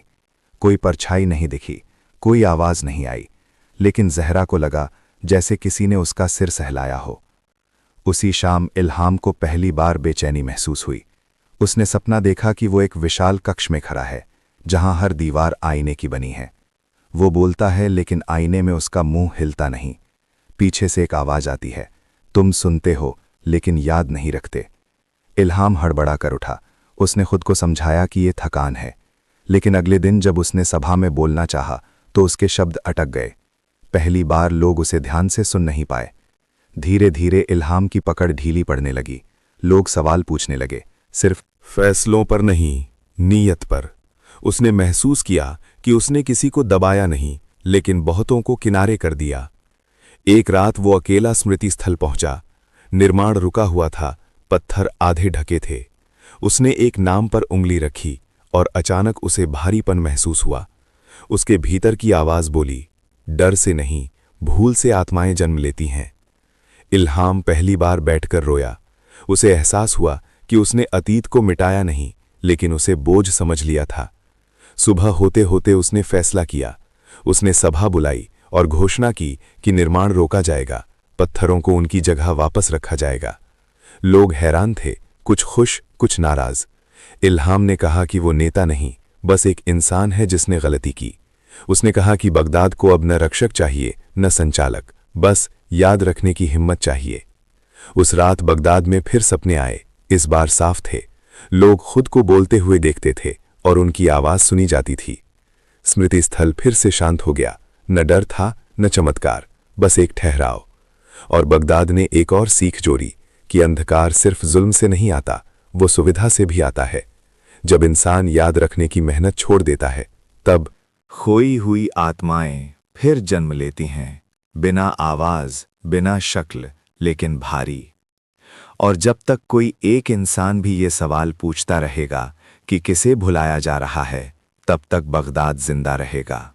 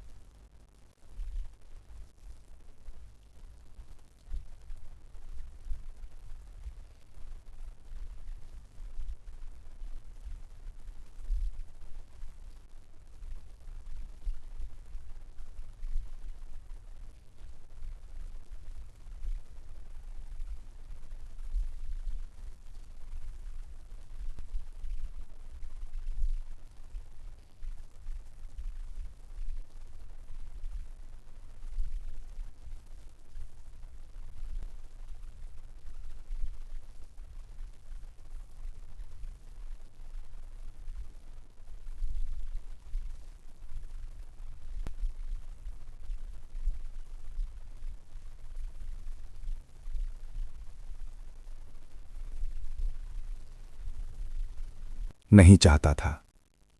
इसी दौरान शहर के बाहरी हिस्से में एक लड़का दिखाई देने लगा। नाम था राशिद। वो ज्यादा बोलता नहीं था, लेकिन हर जगह मौजूद रहता। वो कभी बाजार में बैठा दिखता, कभी नदी किनारे, कभी स्मृति स्थल के पास। लोग कहते कि वो सब सुनता है, लेकिन कुछ कहता नहीं। एक दिन जहरा ने देखा कि लासिद पत्थरों पर उंगली फेर रहा है, जैसे अक्षरों को पढ़ नहीं, महसूस कर रहा हो। जहरा ने उससे पूछा, तुम यहां क्यों आते हो? राशिद ने बिना उसकी तरफ देखे कहा, क्योंकि यहां जो चुप है वो सबसे ज्यादा बोलता है। जहरा उस दिन देर तक वहीं बैठी रही। उसे लगा कि बगदाद फिर किसी मोड़ पर खड़ा है, लेकिन इस बार कोई बड़ा चेहरा सामने नहीं है। कुछ ही समय बाद शहर में छोटे छोटे बदलाव दिखने लगे। लोग सभाओं में बोलते तो थे, लेकिन ज्यादा सुनते भी थे। फैसले जल्दी नहीं होते, लेकिन होते जरूर थे। कोई जश्न नहीं था, कोई डर नहीं, बस धीमी सी जिंदगी लौट रही थी। लेकिन हर कहानी में एक साया होता है जो धीरे धीरे बढ़ता है। शहर के कुछ व्यापारियों को यह धीमापन पसंद नहीं आया। उन्हें लगा कि बिना किसी मजबूत नेतृत्व के बगदाद पिछड़ जाएगा। वे आपस में मिलने लगे, फुसफुसाने लगे। उन्होंने कहा कि स्मृति स्थल लोगों को अतीत में बांध रहा है और ये सब इल्हाम की गलती है। उन्होंने एक नया नाम आगे बढ़ाया, कासिम। कासिम खुलकर बोलता था, साफ वादे करता था। वो कहता कि बगदाद को फिर से मजबूती चाहिए, स्पष्टता चाहिए। उसने कभी आत्माओं की बात नहीं की, ना ही स्मृति की। उसने सिर्फ भविष्य की बात की, तेज, चमकदार, बिना रुकावट। कुछ लोग उसके साथ हो गए। उन्हें लगा कि बहुत सोचने से कुछ नहीं होता, जिंदगी चलनी चाहिए। राशिद ने ये सब देखा, लेकिन कुछ नहीं कहा। वो बस स्मृति स्थल पर बैठा रहा। एक रात उसने पत्थरों के बीच एक छोटा सा दिया जलाया, ना किसी नाम के नीचे, ना किसी केंद्र में, बस किनारे। उस रात बगदाद में फिर सपने आए। इस बार सपने बटे हुए थे। कुछ लोगों ने खुद को ऊंची इमारतों में देखा, रोशनी से भरी हुई। कुछ ने खुद को अंधेरी गलियों में, जहां वे किसी को ढूंढ रहे थे लेकिन जानते नहीं थे कि कौन। सुबह शहर दो हिस्सों में बटा सा लगने लगा। कोई खुलकर लड़ाई नहीं थी, लेकिन बातचीत में धार थी। इल्हाम ने बीच में बोलने की कोशिश की, लेकिन उसकी बात अब हल्की लगने लगी। जहरा ने इल्हाम से कहा, तुमने लोगों को बोलना सिखाया, लेकिन सुनना नहीं सिखाया। इल्हाम ने सिर झुका लिया। उसे समझ आ गया कि हर सीख अधूरी होती है। कासिम ने एक सभा बुलाई। उसने कहा कि स्मृति स्थल को सीमित किया जाएगा, पूरी तरह हटाया नहीं जाएगा, लेकिन उसकी भूमिका कम होगी। उसने इसे संतुलन कहा। भीड़ ने तालियां बजाईं। राशिद भी वहां था। उसने पहली बार हाथ उठाया और बोला, यादें सीमित हो गई तो भूल किसकी होगी। भीड़ कुछ पल चुप रही। फिर किसी ने हंसकर कहा, ये दार्शनिक बातें हैं। राशिद चुप हो गया। वो जानता था कि सवाल का समय निकल चुका है। कुछ ही हफ्तों में बदलाव तेज हो गए। स्मृति स्थल अब भी था, लेकिन वहां आने वालों की संख्या घट गई। नई इमारतें उगाईं, लोग व्यस्त हो गए, सपने फिर कम होने लगे। एक रात जहरा गायब हो गई। शहर में हलचल मच गई। खोज हुई, लेकिन कोई निशान नहीं मिला। कुछ लोगों ने कहा कि वो शहर छोड़ गई होगी, कुछ ने कहा कि वो थक गई थी। राशिद चुपचाप स्मृति स्थल पहुंचा। उसने देखा कि जहरा का पसंदीदा पत्थर हल्का सा चमक रहा है। उसने वहां बैठकर पूरी रात बिताई। सुबह होते ही जहरा लौट आई, थकी हुई, चुप। उसने किसी को कुछ नहीं बताया, बस इतना कहा, मैं खोई नहीं थी, बस याद की गई थी। उसके शब्द फैल गए, लेकिन कोई समझ नहीं पाया। कासिम ने इसे अफवाह बताया। उसने कहा कि डर फैलाया जा रहा है। लेकिन उसी रात कासिम ने सपना देखा। उसने खुद को अकेले मंच पर खड़ा देखा। सामने भीड़ थी, लेकिन सबके चेहरे खाली थे। वो बोलता रहा, पर कोई प्रतिक्रिया नहीं आई। अचानक मंच टूट गया और वो गिरता चला गया, गिरता ही रहा। वो पसीने में भीगा उठा। अगले दिन उसने सभा रद्द कर दी। उसने पहली बार स्मृति स्थल जाने का फैसला किया। वहां उसे राशिद मिला। कासिम ने पूछा, तुम यहां क्यों बैठे रहते हो? राशिद ने कहा, ताकि जब कोई गिरने लगे तो उसे पता हो कि जमीन कैसी होती है। कासिम देर तक चुप रहा। उसने पत्थरों पर हाथ रखा। उसे कोई आवाज नहीं आई, लेकिन भीतर कुछ हिल गया। बगदाद फिर एक मोड़ पर था। इस बार न डर था, न रहस्य, बस एक सवाल था, तेज चलना जरूरी है या सही दिशा में? कासिम ने कोई घोषणा नहीं की। उसने बदलाव धीमा कर दिया। कुछ लोगों ने उसे कमजोर कहा, कुछ ने समझदार। राशिद फिर गायब हो गया। स्मृति स्थल वैसा ही रहा, न बड़ा न छोटा, बस मौजूद। और बगदाद ने एक और बात सीखी कि कहानी कभी खत्म नहीं होती, वो बस हाथ बदलती रहती है। जब तक कोई एक इंसान भी बैठकर सुनने को तैयार है, तब तक खोई हुई आत्माएं पूरी तरह नहीं खोती, वे बस इंतजार करती हैं। राशिद के अचानक गायब हो जाने के बाद बगदाद ने पहली बार किसी एक व्यक्ति की अनुपस्थिति को इतनी गहराई से महसूस किया। वो कोई नेता नहीं था, कोई प्रवक्ता नहीं था, फिर भी उसकी चुप्पी शहर की दीवारों में गूंजने लगी। लोग स्मृति स्थल पर जाते और अनायास उसकी तलाश करने लगते, जैसे वो पत्थरों के बीच से निकलकर फिर कहेगा कुछ ऐसा जो सीधा जवाब न होकर भी सब समझा दे। कासिम ने बदलाव की रफ्तार सच में धीमी कर दी थी, लेकिन लोगों को अब ये साफ दिखने लगा कि धीमापन भी एक तरह की दिशा मांगता है। बिना स्पष्ट रास्ते के ठहराव भी बोझ बन जाता है। सभाएं होने लगीं, पर उनमें अब पहले जैसी बेचैनी नहीं थी। लोग कम बोलते थे, सोचते ज्यादा। जहरा पहले जैसी नहीं रही। वो कम हंसती थी, कम बोलती थी, लेकिन उसकी मौजूदगी और गहरी हो गई थी। जब वो स्मृति स्थल पर बैठती तो लोग अपने आप शांत हो जाते। उसने कभी ये नहीं बताया कि उस रात वो कहाँ थी, लेकिन अब उसकी आंखों में ऐसा कुछ था जो केवल देखने से ही सवाल पैदा कर देता था। एक दिन जहरा ने कासिम से कहा, शहर को दिशा चाहिए, लेकिन दिशा देने वाला नहीं। कासिम ने पूछा, फिर क्या किया जाए? जहरा ने कहा, शायद दिशा देने की आदत छोड़नी होगी। कासिम को ये बात समझ नहीं आई, लेकिन उसने विरोध भी नहीं किया। उसी समय शहर के दक्षिणी हिस्से में अजीब घटनाएं शुरू हुईं। वहां रहने वाले लोग कहते कि रात को उन्हें किसी के चलने की आहट सुनाई देती है, लेकिन बाहर निकलने पर कोई नहीं दिखता। न कोई डर था, न कोई साफ दृश्य, बस एहसास। कुछ लोगों ने कहा कि ये वही खोई हुई आत्माएं हैं जिनकी बातें पुरानी कहानियों में होती थीं। दूसरों ने इसे थकान और भ्रम बताया, लेकिन एक बात सबने मानी, इन घटनाओं के बाद लोग ज्यादा बेचैन नहीं होते थे, बल्कि कुछ देर के लिए बहुत शांत हो जाते थे। जहरा वहां गई। उसने एक गली में खड़े होकर आंखें बंद की। उसे किसी की आवाज नहीं सुनाई दी, लेकिन भीतर एक वाक्य उभरा, हम लौटे नहीं हैं, हम रुके हुए हैं। उसने ये बात किसी को नहीं बताई। कासिम ने शहर प्रतिनिधियों की एक खुली बैठक बुलाई। कोई मंच नहीं था, कोई ऊंच नीच नहीं। लोग गोल घेरा बनाकर बैठे। ये पहली बार था जब सभा में कोई निर्णय लिखने के लिए तैयार नहीं था। लोगों ने बातें की, छोटी, अधूरी, उलझी हुई। कोई भविष्य की बात करता, कोई बीते समय का, कोई डर का जिक्र करता, कोई सुविधा का, कोई चुप बैठा रहा। कासिम ने अंत में बस इतना कहा, हम अब तक या तो भागते रहे या रुकते रहे, शायद चलना सीखना बाकी है। किसी ने तालियां नहीं बजाईं, लेकिन कई लोगों ने सिर हिलाया। उस रात बगदाद में सपने फिर बदले। अब सपनों में न तो ऊंचाई थी, न गिरावट। लोग खुद को चलते हुए देखते, कभी अकेले, कभी किसी के साथ। रास्ता साफ नहीं था, लेकिन पैर जमीन पर थे। सुबह शहर में अफवाह फैली कि राशिद लौट आया है। कोई कहता कि उसने उसे नदी किनारे देखा, कोई कहता कि बाजार में, कोई कहता कि वो बदला हुआ था, कोई कहता कि वही था। जहरा ने कुछ नहीं कहा। वो जानती थी कि अगर राशिद लौटेगा तो दिखेगा नहीं, महसूस होगा। कुछ दिनों बाद स्मृति स्थल पर एक नया पत्थर रखा गया। उस पर कोई नाम नहीं था, सिर्फ एक पंक्ति खुदी थी, जो सुना गया वो खोया नहीं। लोगों ने पूछा कि ये किसने रखा? कोई जवाब नहीं मिला। कासिम उस पत्थर के सामने देर तक खड़ा रहा। उसे लगा जैसे पहली बार वो किसी चीज का हिस्सा है, मालिक नहीं।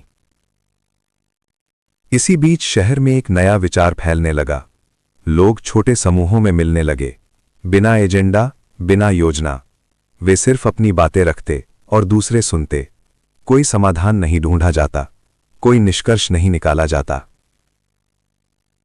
कुछ ने इसे समय की बर्बादी कहा, कुछ ने इसे जरूरी कहा। धीरे धीरे इन बैठकों का असर दिखने लगा। छोटे झगड़े सुलझने लगे। लोग पहले की तरह चुप नहीं रहते थे, लेकिन चिल्लाते भी नहीं थे। एक शाम जहरा ने पहली बार खुलकर बोला। उसने कहा, आत्माएं बाहर नहीं होती, वे हमारे फैसलों के बीच फंस जाती हैं। उसने बताया कि उस रात वो कहीं गई नहीं थी। वो बस एक ऐसे स्थान पर थी जहां सबकी आवाजें एक साथ मौजूद थीं, बिना शब्दों के। उसने कहा कि वहां कोई डर नहीं था, बस इंतजार था। लोगों ने सवाल पूछे, लेकिन जहरा ने हर सवाल का जवाब नहीं दिया। उसने कहा कि हर जवाब समय से पहले बोझ बन जाता है। कासिम ने उस दिन नेतृत्व छोड़ने की घोषणा नहीं की, लेकिन उसने साफ कर दिया कि वो अब केंद्र नहीं रहेगा। उसने शहर को छोटे हिस्सों में बांट दिया, प्रशासन के लिए नहीं, संवाद के लिए। कुछ लोगों ने इसे विघटन कहा, कुछ ने इसे विस्तार। उसी रात दक्षिणी हिस्से की घटनाएं रुक गईं। कोई आहट नहीं, कोई एहसास नहीं। कुछ लोग निराश हुए, कुछ राहत में। जहरा ने कहा, जब सुना जाता है तो लौटने की जरूरत नहीं पड़ती। कई हफ्ते बीत गए।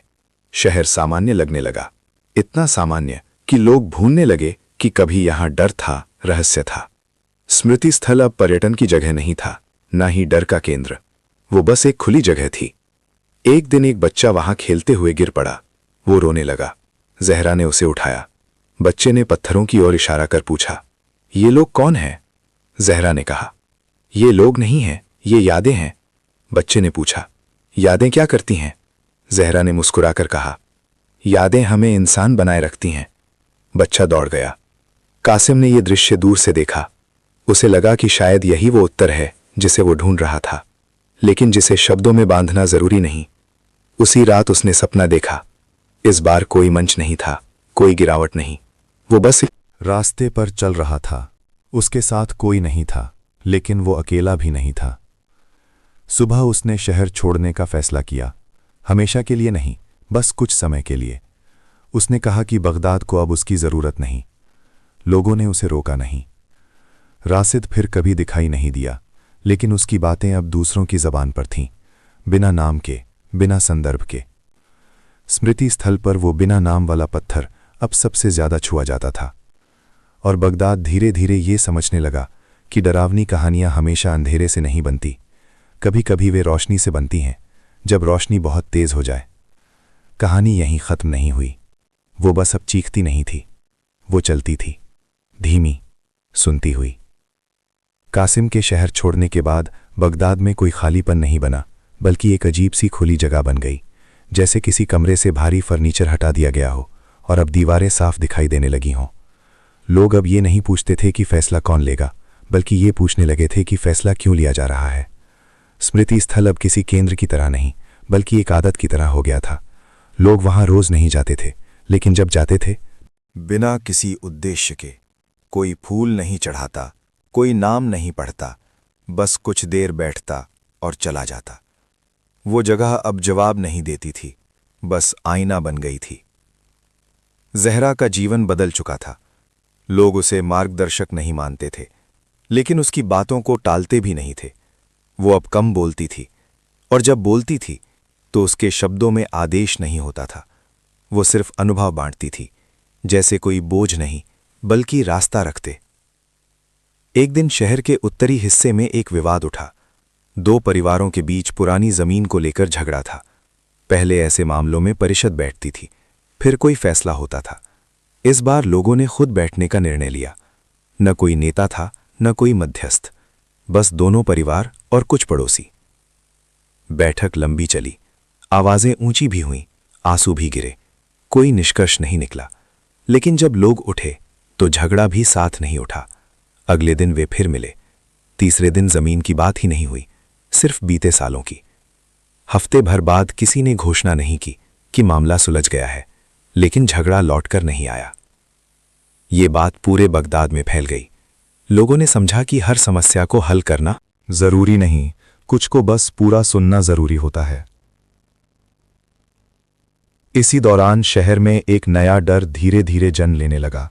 भूल जाने का डर नहीं, बल्कि सब कुछ याद रहने का डर। कुछ लोगों को लगने लगा कि हर बात को इतना गंभीर लेना जिंदगी को भारी बना देगा। वे हंसी, शोर और जल्दबाजी को मिस करने लगे। एक शाम कुछ युवाओं ने स्मृति स्थल के पास संगीत बजाना शुरू कर दिया, तेज, उन्मुक्त, बिना मतलब। कुछ बुजुर्गों को यह बुरा लगा। उन्होंने कहा कि यह जगह सम्मान की है। जहरा वहां पहुंची। उसने किसी को रोका नहीं, बस बैठकर संगीत सुना। थोड़ी देर बाद वो युवाओं के पास गई और बोली, अगर यहां हंसी नहीं आएगी तो यादें बोझ बन जाएंगी। उस दिन पहली बार स्मृति स्थल पर लोग हंसे। लेकिन हर रोशनी के साथ साया आता है। कुछ ही समय बाद शहर में एक समूह उभरा जो कहता था कि बगदाद अपनी पहचान खो रहा है। उनका मानना था कि इतना खुलापन कमजोरी है। वे कहते कि शहर को फिर से कोई रूप चाहिए, कोई स्पष्ट चेहरा। वे राशिद का नाम लेने लगे। उन्होंने कहा कि वही था जिसने सब कुछ शुरू किया, वही वापस आकर संतुलन ला सकता है। कुछ लोगों ने इसका विरोध किया। उन्होंने कहा कि राशिद कोई प्रतीक नहीं, एक सवाल था। लेकिन अफवाहें तेज हो गईं। एक रात स्मृति स्थल पर बिना नाम वाला पत्थर टूट गया। किसी ने देखा नहीं कि कैसे। सुबह लोग जमा हुए। कुछ ने कहा कि ये संकेत है, कुछ ने कहा कि ये बस पत्थर है। जहरा ने टूटे हुए टुकड़े उठाए। उसने देखा कि अंदर से पत्थर खोखला था। उसने किसी से कुछ नहीं कहा, लेकिन उसके चेहरे पर चिंता थी। उसी दिन शहर में पहली बार दीवारों पर लिखे शब्द दिखे, बहुत याद रखना भी भूल है। किसने लिखा कोई नहीं जानता था। लोगों में बहस छिड़ गई। कुछ ने कहा कि स्मृति स्थल अब जरूरत से ज्यादा प्रभाव डाल रहा है, कुछ ने कहा कि यही उसका काम है। जहरा ने एक खुली सभा बुलाई। कोई मंच नहीं, कोई घोषणा नहीं, बस सवाल। उसने पूछा, क्या हम याद इसलिए रखते हैं कि हम डरते हैं, या इसलिए कि हम जिम्मेदार हैं? किसी के पास सीधा जवाब नहीं था। उसी रात जहरा ने सपना देखा। उसने खुद को उसी स्थान पर पाया जहां वो पहले गई थी, जहां आवाजें बिना शब्दों के थीं। इस बार वहां एक नई अनुभूति थी, थकान, जैसे यादें भी थक सकती हैं। एक आवाज आई, अगर तुम हमें बोझ बना दोगी तो हम भी तुम्हें दबा देंगे। जहरा जाग गई। सुबह उसने स्मृति स्थल पर एक नया काम शुरू किया। उसने कुछ पत्थरों को ढकने का प्रस्ताव रखा, मिटाने के लिए नहीं, आराम देने के लिए। उसने कहा कि हर याद को हर समय खुला रखना जरूरी नहीं। लोग चौंक गए। कुछ ने इसे विश्वासघात कहा, कुछ ने राहत महसूस की। बहस फिर शुरू हुई, लेकिन इस बार भाषा बदली हुई थी। कोई चीख नहीं रहा था, कोई आरोप नहीं लगा रहा था। लोग डर और थकान दोनों की बात कर रहे थे। आखिरकार फैसला हुआ, कुछ नाम ढके जाएंगे, कुछ खुले रहेंगे, समय समय पर बदले जाएंगे। ये पहला फैसला था जिसमें स्थिरता नहीं, लचीलापन शामिल था। कुछ दिनों तक सब शांत रहा। फिर एक बच्चा गायब हो गया। शहर में हड़कंप मच गया। तलाश शुरू हुई। माँ बाप बदहवास थे। लोग स्मृति स्थल पहुंचे, जैसे कोई जवाब वहीं होगा।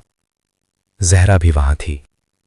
उसने आंखें बंद की, लेकिन कोई आवाज नहीं आई, बस एक एहसास, डर से भरा हुआ। कई घंटों बाद बच्चा मिल गया। वो नदी किनारे बैठा था, पत्थरों से खेल रहा था। उसने कहा कि वो बस चल दिया था। किसी ने बुलाया नहीं, किसी ने रोका नहीं। लेकिन जब उससे पूछा गया कि वो डरा नहीं, तो उसने कहा नहीं। मुझे लगा कोई देख रहा है। ये बात शहर में फैल गई। कुछ ने कहा कि आत्माएं अब बच्चों को बुला रही हैं, कुछ ने कहा कि यह कल्पना है। जहरा ने बच्चे से अकेले में पूछा, किसे देखा? बच्चे ने कहा, किसी को नहीं, बस ऐसा लगा कि अगर मैं गिरूंगा तो कोई उठा लेगा। जहरा की आंखें भर आईं। उस रात स्मृति स्थल पर लोग बहुत देर तक बैठे रहे। कोई बात नहीं हुई, कोई निर्णय नहीं लिया गया। और बगदाद में एक और बात समझी कि सुरक्षा का एहसास हमेशा दीवारों से नहीं आता, कभी कभी साझा जिम्मेदारी से आता है। राशिद फिर भी नहीं लौटा, लेकिन अब लोग उसका इंतजार नहीं कर रहे थे। वे चल रहे थे, सवालों के साथ, यादों के साथ, और इस बार थोड़ी मुस्कान के साथ। बच्चे के मिल जाने के बाद बगदाद ने राहत की सांस ली, लेकिन वो राहत पूरी नहीं थी। ये वैसी थी जैसे कोई डर दरवाजे के बाहर खड़ा हो और अंदर से कुंडी लगा दी गई हो। डर गया नहीं था, बस फिलहाल चुप था। लोग अपने अपने घर लौट गए, लेकिन रात को नींद सबकी हल्की थी। हर आवाज पर आंख खुल जाती, हर सन्नाटे में अर्थ खोजा जाता।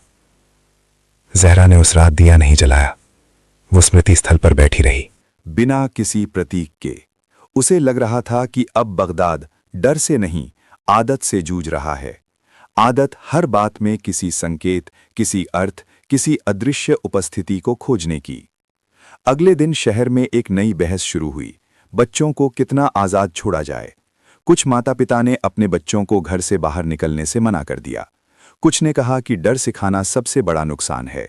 स्कूलों में इस पर चर्चा होने लगी, गलियों में, बाजारों में। जहरा ने किसी को सलाह नहीं दी। उसने बस बच्चों को खेलते देखा, गिरते देखा, उठते देखा। उसे एहसास हुआ कि बगदाद का भविष्य अब स्मृति स्थल पर नहीं, इन्हीं कदमों में बंधा है। इसी दौरान शहर के पश्चिमी हिस्से में एक बुजुर्ग औरत नूरा बीमार पड़ गई। वो वही थी जो सालों से स्मृति स्थल के पास पानी का घड़ा रखती थी, बिना किसी घोषणा के, बिना किसी कारण बताए। लोग कहते थे कि वो आत्माओं के लिए पानी रखती है। नूरा ने कभी इसका खंडन नहीं किया। जब नूरा बिस्तर पर पड़ी तो उसके घर के बाहर लोग अपने आप जमा होने लगे। कोई नहीं जानता था क्यों। कोई इलाज कराने नहीं आया था, बस बैठने। नूरा ने जहरा को बुलाया। उसकी आवाज कमजोर थी, लेकिन आंखें साफ थीं। उसने कहा, लोग समझते हैं कि मैं पानी आत्माओं के लिए रखती हूं। सच ये है कि मैं वो पानी उन लोगों के लिए रखती हूं जो भूल जाते हैं कि प्यास क्या होती है। जहरा ने उसका हाथ पकड़ा। नूरा ने मुस्कुराकर आंखें बंद कर लीं। नूरा की मौत पर कोई बड़ा शोक नहीं हुआ, कोई भाषण नहीं, कोई जुलूस नहीं, बस स्मृति स्थल पर उसका घड़ा रख दिया गया, खाली। अजीब बात यह थी कि अगले कई दिनों तक उस घड़े में पानी अपने आप भरता रहा। किसी ने देखा नहीं कि कौन भरता है। कुछ ने कहा बारिश की नमी है, कुछ ने कहा ओस, लेकिन पानी साफ था। शहर फिर दो हिस्सों में बंट गया, मानने वाले और मानने से बचने वाले। जहरा ने उस घड़े को छुआ। ठंडा था, लेकिन डरावना नहीं। उसे नूरा के शब्द याद आए। उसने किसी को कुछ नहीं कहा। उसी सप्ताह शहर में पहली बार स्मृति स्थल पर झगड़ा हुआ। दो लोग एक पत्थर को लेकर बहस करने लगे, किसे ढका जाए, किसे खुला रखा जाए। बात बढ़ी, आवाजें ऊंची हुईं, लोग जमा हो गए। जहरा आगे बढ़ी। उसने पत्थर को उठाया और पास ही रख दिया। बोली, ये पत्थर नहीं है, ये हमारी थकान है। लोग चुप हो गए। झगड़ा खत्म नहीं हुआ, लेकिन फैल भी नहीं पाया। उस रात कई लोगों ने एक जैसा सपना देखा। वे खुद को एक विशाल पुस्तकालय में पाते, जहां किताबें थीं, लेकिन उन पर नाम नहीं थे। जब वे एक किताब खोलते तो पन्ने खाली होते, लेकिन पढ़ने का एहसास होता। सुबह ये बात फैल गई। कुछ ने डर महसूस किया, कुछ ने उत्सुकता। जहरा ने कहा, शायद अब यादें शब्दों से आगे जा रही हैं। इसी बीच एक नौजवान, सामिर, सामने आया। वो शिक्षक था। उसने प्रस्ताव रखा कि स्मृति स्थल के पास बच्चों के लिए कहानी सत्र हों। डरावनी नहीं, उपदेशात्मक नहीं, बस अधूरी कहानियां, जिनका अंत बच्चे खुद तय करें। कुछ लोग हिचकिचाए। उन्हें लगा कि ये जगह बच्चों के लिए नहीं है। जहरा ने समर्थन किया। उसने कहा, अगर बच्चे यहां नहीं आएंगे तो ये जगह सच में डरावनी हो जाएगी। पहला सत्र छोटा था। कुछ बच्चे आए। सामिर ने कहानी शुरू की, लेकिन बीच में रोक दी। बच्चों ने अपने अपने अंत बताए, कुछ हंसते हुए, कुछ गंभीर, कुछ अजीब। किसी ने आत्माओं का जिक्र नहीं किया, लेकिन उस शाम स्मृति स्थल हल्का लगा। धीरे धीरे ये सत्र बढ़ने लगे। बच्चे सवाल पूछते, बड़े सुनते। कई बड़े पहली बार अपने डर को बच्चों की भाषा में समझने लगे। लेकिन हर बदलाव के साथ प्रतिरोध आता है। एक समूह ने आरोप लगाया कि स्मृति स्थल की पवित्रता खत्म की जा रही है। उन्होंने दीवारों पर लिख दिया, हर जगह खेल नहीं होती। जहरा ने जवाब नहीं दिया। कुछ रातों बाद स्मृति स्थल के पास आग लग गई। छोटी सी आग, जल्दी बुझ गई। कोई घायल नहीं हुआ, लेकिन संदेश साफ था। शहर में तनाव लौटा। लोग फिर से सतर्क हो गए। बच्चे घरों में बंद रहने लगे। कहानी सत्र रोक दिए गए। जहरा ने पहली बार थकान महसूस की। उसे लगा कि बगदाद एक ही सबक बार बार सीखता है और हर बार थोड़ा भूल भी जाता है। उसी रात उसने सपना देखा कि वो अकेली स्मृति स्थल पर खड़ी है। सारे पत्थर गायब हैं, सिर्फ जमीन है, खुली, खाली, और उस पर पैरों के निशान हैं, अलग अलग आकार के। एक आवाज आई, अगर सब याद रह गया तो चलोगे कहां? जहरा जाग गई। सुबह उसने घोषणा की, अब कुछ समय के लिए स्मृति स्थल पर कोई आयोजन नहीं होगा। न कहानी, न सभा, न प्रतीक, बस जगह। लोग हैरान थे, कुछ नाराज, कुछ राहत में। समय बीतने लगा। बिना कार्यक्रमों के भी लोग वहां जाते रहे, कम, लेकिन सच में। बच्चे धीरे धीरे बाहर आने लगे। खेल फिर शुरू हुए। हर जगह नहीं, लेकिन लौटे। नूरा का घड़ा अब भी भर जाता था, लेकिन लोग उसे सामान्य मानने लगे। एक दिन सामिर ने जहरा से पूछा, क्या हमें डर से लड़ना चाहिए या उसे समझना चाहिए? जहरा ने कहा, डर से लड़ोगे तो वो मजबूत होगा, समझोगे तो बदल जाएगा। सामिर चुप हो गया। उस शाम एक बूढ़ा आदमी स्मृति स्थल पर आया। उसने कहा कि वो पहली बार आया है। उसने पत्थरों को देखा, घड़े को देखा, बच्चों को देखा, फिर बोला, मैंने सोचा था यहां भूत होंगे, यहां तो इंसान है। जहरा मुस्कुरा दी। बगदाद अब डरावनी कहानियां नहीं गढ़ रहा था, वो उन्हें जी रहा था, धीरे, अधूरा, ईमानदार। और शायद यही सबसे डरावना था, क्योंकि अब कोई राक्षस नहीं था जिस पर दोष डाला जा सके, कोई आत्मा नहीं थी जिसे बाहर रखा जा सके। बस इंसान थे, याद रखते हुए, भूलते हुए, चलते हुए। बूढ़े आदमी के शब्दों के बाद स्मृति स्थल पर एक हल्की हंसी तैर गई थी, लेकिन वो हंसी देर तक नहीं रुकी। जैसे ही आदमी चला गया, जगह फिर अपने पुराने मौन में लौट आई। बगदाद अब शोर से नहीं, इस मौन से परिचित हो चुका था। लोग समझने लगे थे कि ये चुप्पी डराने नहीं आई है, बल्कि ठहरने का मौका देने आई है। जहरा अब रोज वहां नहीं जाती थी। वो जानती थी कि अगर वो हर समय मौजूद रही तो लोग उसे ही प्रतीक बना लेंगे, और प्रतीक चाहे कितने ही सच्चे क्यों ना हो, एक दिन बोझ बन जाते हैं। वो अब शहर में घूमती, गलियों में बैठती, बच्चों की बातें सुनती और बुजुर्गों की चुप्पी। कुछ समय बाद बगदाद में एक नई परेशानी उभरने लगी। लोग अपनी बात कहने लगे थे, लेकिन सुनने की थकान आने लगी थी। हर कोई चाहता था कि उसकी कहानी सुनी जाए, लेकिन जब किसी और की बारी आती तो धैर्य कम पड़ जाता। संवाद फिर से भारी होने लगा।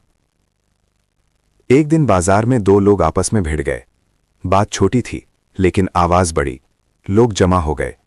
पहले कोई बीच बचाव नहीं करता था, अब हर कोई करने लगा। सब बोल रहे थे, कोई सुन नहीं रहा था। जहरा भी वहीं थी। उसने कुछ नहीं कहा, बस पास के कुएं से पानी निकालकर एक कटोरे में रखा और जमीन पर रख दिया। कुछ देर बाद लोग चुप हो गए। झगड़ा अपने आप ढीला पड़ गया। किसी ने उससे पूछा, तुमने ये क्यों किया? जहरा ने कहा, जब शब्द सूख जाते हैं तो पानी याद दिलाता है कि ठंडक की होती है।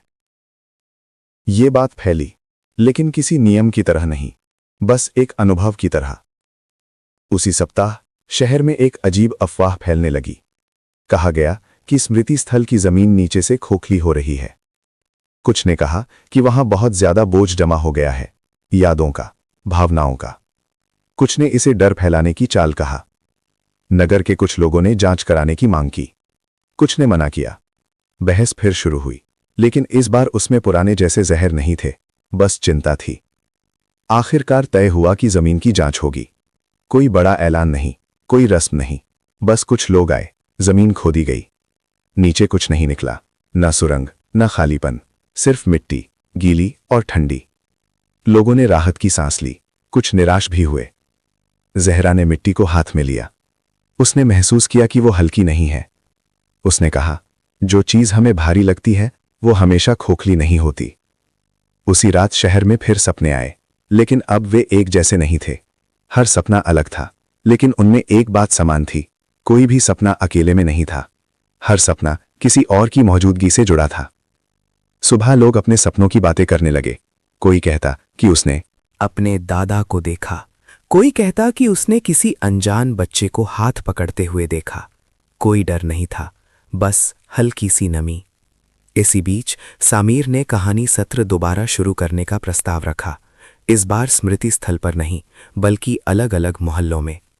उसने कहा कि जगह से ज्यादा जरूरी लोग होते हैं। जहरा ने सहमति दी। पहला सत्र एक छोटे आंगन में हुआ, कुछ बच्चे, कुछ बड़े। कहानी अधूरी छोड़ी गई। इस बार एक बच्ची ने कहा, कहानी खत्म मत करो, ऐसे ही रहने दो।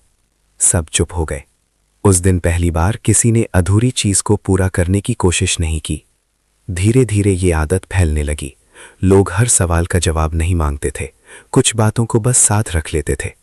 लेकिन बगदाद अभी भी इंसानों का शहर था, और इंसान हमेशा संतुलन में नहीं रहते।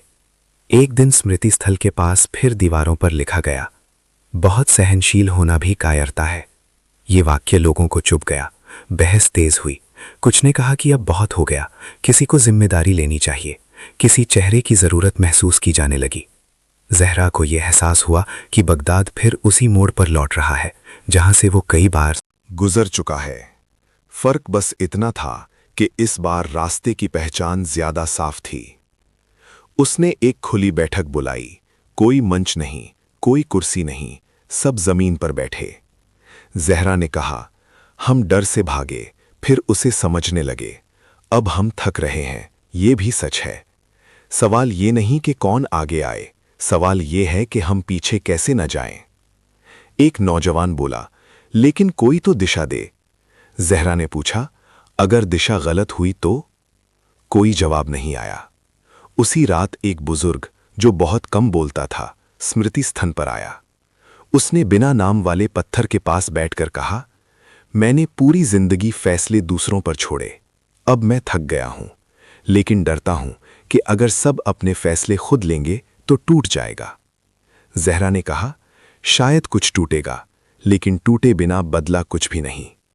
बुजुर्ग रो पड़ा। अगले दिनों में शहर में छोटे छोटे टकराव बढ़े। कोई बड़ा हादसा नहीं हुआ, लेकिन सहनशीलता की परीक्षा होने लगी। लोग सीख रहे थे कि आज़ादी आसान नहीं होती। नूरा का घड़ा अब पहले जितना नहीं भरता था, कभी आधा, कभी खाली। लोग इसे भी एक संकेत मानने लगे, लेकिन अब उस पर बहस कम थी।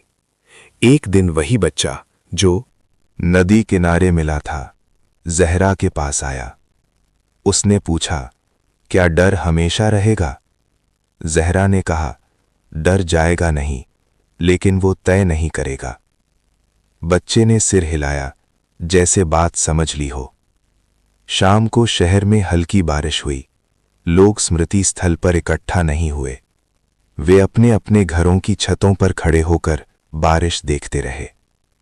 जहरा भी एक छत पर खड़ी थी। उसने देखा कि बगदाद अब किसी कहानी के मोड़ पर नहीं, बल्कि बीच में है, न शुरुआत न अंत। उसी पल उसे एहसास हुआ कि शायद यही सबसे सुरक्षित जगह है, बीच में होना।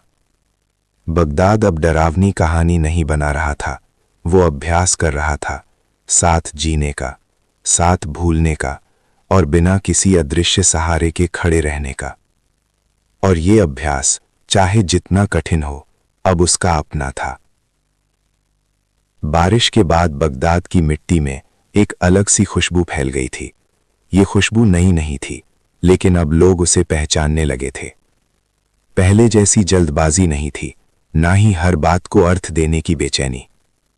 शहर जैसे अपने ही कदमों की आवाज सुनने लगा था। जहरा ने अब खुद को पीछे रखना सीख लिया था। वो सामने नहीं आती, ना किसी बहस का हिस्सा बनती। वो जानती थी कि अगर वो हर मोड़ पर खड़ी रही तो लोग फिर किसी सहारे की आदत डाल लेंगे, और आदत, चाहे कितनी ही आरामदेह क्यों ना हो, एक दिन सवालों को मार देती है। कुछ दिनों बाद बगदाद में एक छोटा सा उत्सव हुआ। किसी राजा की याद में नहीं, किसी जीत के नाम पर नहीं, बस मौसम के बदलने की खुशी में। कोई मंच नहीं था, कोई भाषण नहीं। लोग अपने अपने घरों से निकलकर गलियों में बैठे, खाना बांटा, बातें की। स्मृति स्थल उस दिन खाली रहा। किसी ने उसे जानबूझकर नहीं छोड़ा, बस किसी को जरूरत नहीं पड़ी। जहरा ने यह देखा और पहली बार उसे हल्की सी चिंता हुई। उसने खुद से पूछा कि क्या यह अच्छा संकेत है या खतरनाक? क्या लोग यादों से मुक्त हो रहे हैं या उनसे भाग रहे हैं? उसी रात उसने सपना देखा कि स्मृति स्थल धीरे धीरे धुंध में छुप रहा है। पत्थर दिखते हैं लेकिन नाम नहीं। लोग आते हैं लेकिन रुकते नहीं, और धुंध के भीतर से कोई आवाज नहीं, बस सांसों की गूंज। वो घबरा कर जागी। सुबह उसने शहर में घूमते हुए लोगों को देखा। वे सामान्य थे, हंसते बोलते, कोई डर नहीं, कोई तनाव नहीं। यही बात उसे सबसे ज्यादा परेशान कर रही थी, क्योंकि उसने सीखा था कि जब सब कुछ बहुत सामान्य लगने लगे, तब सवाल अक्सर दब जाते हैं। इसी बीच एक घटना हुई। शहर के पुराने हिस्से में एक मकान गिर गया। कोई मरा नहीं, कोई घायल नहीं हुआ, लेकिन वो मकान बहुत पुराना था और उसके साथ कई यादें भी ढह गईं। लोग इकट्ठा हुए, कुछ रोए, कुछ चुप रहे। कोई स्मृति स्थल नहीं गया। जहरा वहां पहुंची। उसने देखा कि लोग मलबे में से पुरानी चीजें निकाल रहे थे। एक टूटा खिलौना, एक जला हुआ कागज, एक तस्वीर। कोई नहीं कह रहा था कि ये आत्माओं का संकेत है, कोई कहानी नहीं गढ़ी जा रही थी, बस नुकसान था। जहरा ने राहत की सांस ली। उसने सोचा कि शायद बगदाद अब सच में बड़ा हो रहा है, जहां हर दर्द को रहस्य नहीं बनाना पड़ता। लेकिन उसी शाम दीवारों पर फिर कुछ लिखा दिखा। जब यादें साधारण हो जाती हैं, तब वे मरने लगती हैं। लोगों ने पढ़ा, कुछ रुके, कुछ आगे बढ़ गए, कोई बड़ा हंगामा नहीं हुआ। जहरा ने महसूस किया कि अब शहर में दो तरह की चुप्पियां हैं, एक जो सुकून देती है और एक जो सवालों से भागती है। फर्क पहचानना मुश्किल था। कुछ युवाओं ने मिलकर एक नया विचार रखा। उन्होंने कहा कि स्मृति स्थल पर कोई चिन्ह नहीं, कोई पत्थर नहीं बदला जाएगा, लेकिन वहां समय समय पर अलग अलग लोग अपनी व्यक्तिगत यादें साझा करेंगे। कोई कहानी नहीं, बस एक सच्चा पल। किसी ने विरोध नहीं किया, किसी ने समर्थन भी नहीं किया। लोगों ने कहा, देखेंगे। पहली शाम एक आदमी आया।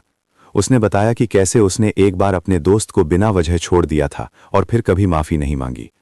उसने रोया नहीं, आवाज नहीं कांपी, बस कहा और चला गया। कोई तालियां नहीं। दूसरी शाम एक औरत आई। उसने बताया कि वो डरती है कि वो अपने बच्चों को बहुत सुरक्षित रख रही है। उसने कहा कि उसे डर लगता है कि वो उन्हें दुनिया से नहीं, खुद से बचा रही है। तीसरी शाम कोई नहीं आया। चौथी शाम एक बच्चा आया। उसने कहा कि उसे अंधेरे से डर लगता है, लेकिन उसे और ज्यादा डर तब लगता है जब सब लाइट जला देते हैं। लोग हंसे, लेकिन सोच में भी पड़ गए। जहरा दूर खड़ी देखती रही। उसने महसूस किया कि स्मृति स्थल फिर बदल रहा है, बिना घोषणा के, बिना संघर्ष के। लेकिन हर बदलाव शांत नहीं रहता। एक रात कुछ लोगों ने स्मृति स्थल के पास बैठकर कहा कि अब बहुत हो गया। उन्होंने कहा कि यह जगह लोगों को कमजोर बनाती है। हर कोई अपनी कहानी लेकर बैठ जाता है और कोई आगे नहीं बढ़ता। उनकी आवाजें ऊंची नहीं थीं, लेकिन शब्द कठोर थे।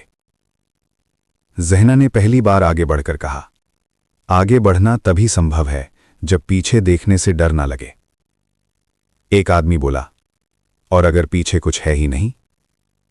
जहरा ने कहा, तो भी पीछे देखने की हिम्मत चाहिए। उस रात बहस अधूरी रही। अगले दिन शहर में एक और छोटी घटना हुई। एक आदमी बाजार में गिर पड़ा। लोग दौड़े, उसे उठाया, पानी पिलाया। किसी ने नहीं कहा कि आत्माओं ने धक्का दिया, किसी ने नहीं कहा कि यह संकेत है। बस इंसानियत हुई। जहरा मुस्कुरा दी। उसी शाम वही बच्चा फिर उसके पास आया। उसने पूछा, क्या कहानी कभी खत्म होती है? जहरा ने कहा, कहानी तब तक चलती है जब तक हम सवाल पूछते हैं। बच्चे ने पूछा, और अगर सवाल खत्म हो जाए? जहरा ने कहा, तब कहानी नहीं, आदत बचती है।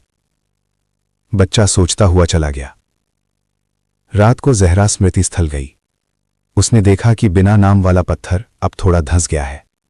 टूट नहीं रहा था, बस जमीन में समा रहा था। उसे लगा कि यही ठीक है। कुछ चीजें ऊंची रहकर नहीं, धीरे धीरे जमीन का हिस्सा बनकर टिकती हैं। बगदाद अब डर से नहीं चल रहा था, वो समझ से भी नहीं चल रहा था। वो अभ्यास से चल रहा था। गलती करने का अभ्यास, सुनने का अभ्यास, और कभी कभी चुप रहने का अभ्यास। और शायद यही वो मोड़ था जहां कहानी फिर बदल रही थी, बिना शोर के, बिना चेतावनी के, लेकिन पूरी सच्चाई के साथ। बिना नाम वाला पत्थर जमीन में थोड़ा और धंस चुका था, लेकिन किसी ने उसे निकालने की कोशिश नहीं की। लोग उसे देखकर रुकते थे, फिर आगे बढ़ जाते थे, जैसे वो अब देखने की चीज नहीं, महसूस करने की आदत बन चुका हो। बगदाद ने पहली बार किसी प्रतीक को धीरे धीरे खत्म होते देखा, बिना विरोध, बिना शोर। जहरा ने यह बदलाव देखा और भीतर ही भीतर स्वीकार किया। उसने समझ लिया था कि हर चीज को बचाया नहीं जाता, कुछ चीजों को समय के हवाले छोड़ देना ही समझदारी होती है। स्मृति स्थल अब कोई केंद्र नहीं था, बल्कि एक पड़ाव बन चुका था, जहां लोग रुकते नहीं थे, बस सांस लेते थे। कुछ हफ्तों बाद शहर में एक नई परेशानी उभर आई। ये ना डर थी, ना झगड़ा, बल्कि ऊब। लोगों को लगने लगा कि सब कुछ बहुत सामान्य हो गया है। कोई बड़ा सवाल नहीं, कोई बड़ा संकट नहीं। कुछ लोग इस शांति में बेचैन होने लगे। एक शाम बाजार में किसी ने कहा, पहले डर था, अब कुछ भी नहीं है। दूसरे ने जवाब दिया, शायद यही अच्छा है। पहले ने कहा, लेकिन कहानी कहाँ गई? ये सवाल हवा में तैरने लगा। जहरा ने सुना, लेकिन कुछ नहीं कहा। वो जानती थी कि हर इंसान को कभी-कभी अपने डर की कमी खलने लगती है, क्योंकि डर हमें जिंदा महसूस कराता है। बिना डर के जिंदगी जिम्मेदारी मांगती है, और जिम्मेदारी हर किसी को रास नहीं आती। इसी दौरान शहर के बाहरी हिस्से से कुछ लोग आने लगे। वे बगदाद की कहानी सुन चुके थे, आत्माएं, स्मृति स्थल, बिना नाम का पत्थर। वे देखने आए थे कि सच क्या है। कुछ निराश हुए, उन्हें कोई चमत्कार नहीं मिला, कोई डरावनी घटना नहीं, सिर्फ एक शहर जो बाकी शहरों जैसा था, बस थोड़ा ज्यादा सोचता हुआ। कुछ लोग रुके, उन्होंने कहा कि यहां कुछ अलग है, लेकिन समझ नहीं आ रहा क्या। जहरा ने उनमें से एक से पूछा, तुम क्या ढूंढ रहे हो? उसने कहा, शायद कोई मतलब। जहरा ने कहा, मतलब यहां नहीं मिलते, यहां सिर्फ सवाल मिलते हैं। वो आदमी चुप हो गया। धीरे धीरे ये साफ होने लगा कि बगदाद अब किसी कहानी का मंच नहीं रहा, वो अभ्यास का स्थान बन गया था। यहां लोग सीख रहे थे कि बिना संकेतों के कैसे जिया जाए, बिना अदृश्य सहारों के कैसे खड़े रहा जाए। लेकिन हर अभ्यास में गलती होती है। एक दिन शहर के बीचों बीच एक छोटी सी चोरी हुई। पहले ऐसी घटनाओं को लोग किस्मत, आत्मा या संकेत से जोड़ देते थे। इस बार लोगों ने सीधे सवाल पूछे, कौन, क्यों, कैसे? चोर पकड़ा गया। वो कोई बाहरी नहीं था, शहर का ही था।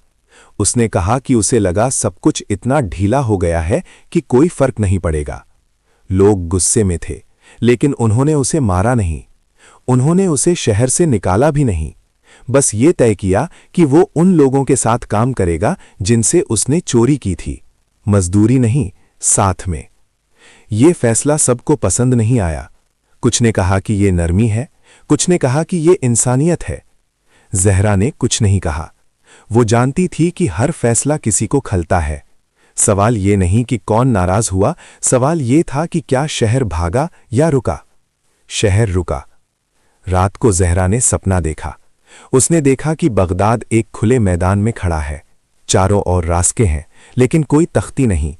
लोग इधर उधर जा रहे हैं, टकरा रहे हैं, फिर दिशा बदल रहे हैं। कोई गुम नहीं हो रहा, लेकिन कोई तय मंजिल पर भी नहीं पहुंच रहा। सुबह उसने महसूस किया कि यही सच है। इसी बीच वही बच्चा जो बार बार सवाल पूछता था उसके पास आया। उसने पूछा, अगर कोई रास्ता ना हो तो कैसे चलेंगे? जहरा ने कहा, रास्ता चलता नहीं है, रास्ता बनता है। बच्चे ने पूछा, गलत रास्ता भी? जहरा मुस्कुराई, खास तौर पर वही। बच्चा हंस पड़ा। कुछ समय बाद स्मृति स्थल के पास एक पेड़ लगाया गया। किसी ने घोषणा नहीं की, बस एक सुबह वो वहां था। किसी को पता नहीं चला कि किसने लगाया। कुछ लोगों ने कहा कि ये अनावश्यक है, कुछ ने कहा कि अच्छा है। जहरा ने देखा कि बच्चे उस पेड़ के नीचे खेलते हैं, बुजुर्ग उसकी छाया में बैठते हैं, कोई उसे प्रतीक नहीं कहता। वो खुश हुई। लेकिन कहानी फिर मोड़ लेती है। एक दिन शहर में अफवाह फैली कि कोई पुराने पत्थरों को रात में हिला रहा है। लोग सतर्क हो गए। कुछ रातों तक पहरा रहा, किसी को कुछ नहीं दिखा। आखिरकार एक रात जहरा खुद वहां गई। उसने देखा कि एक युवक पत्थरों के बीच बैठा है, हाथ में कागज और कोयला। वो पत्थरों की आकृति उतार रहा था। जहरा ने पूछा, तुम क्या कर रहे हो? उसने कहा, डर लग रहा था कि ये गायब हो जाएंगे, तो मैं इन्हें अपने पास रख लेना चाहता था। जहरा ने कहा, पत्थर नहीं गायब होते, हम गायब हो जाते हैं। युवक की आंखें भर आईं। उसने कहा कि वो डरता है कि शहर सब भूल जाएगा। जहरा ने कहा, भूलना भी याद रखने का एक तरीका है। युवक समझ नहीं पाया, लेकिन उसने कोयला रख दिया। अगले दिन उस युवक ने बच्चों के साथ मिलकर दीवार पर एक चित्र बनाया। कोई आत्मा नहीं, कोई डर नहीं, बस लोग चलते हुए। लोगों ने चित्र देखा, कुछ रुके, कुछ आगे बढ़ गए। धीरे धीरे बगदाद की पहचान बदलने लगी। बाहर से आने वाले लोग कहते कि ये डरावनी कहानियों का शहर नहीं रहा, कुछ कहते कि अब इसमें मज़ा नहीं रहा।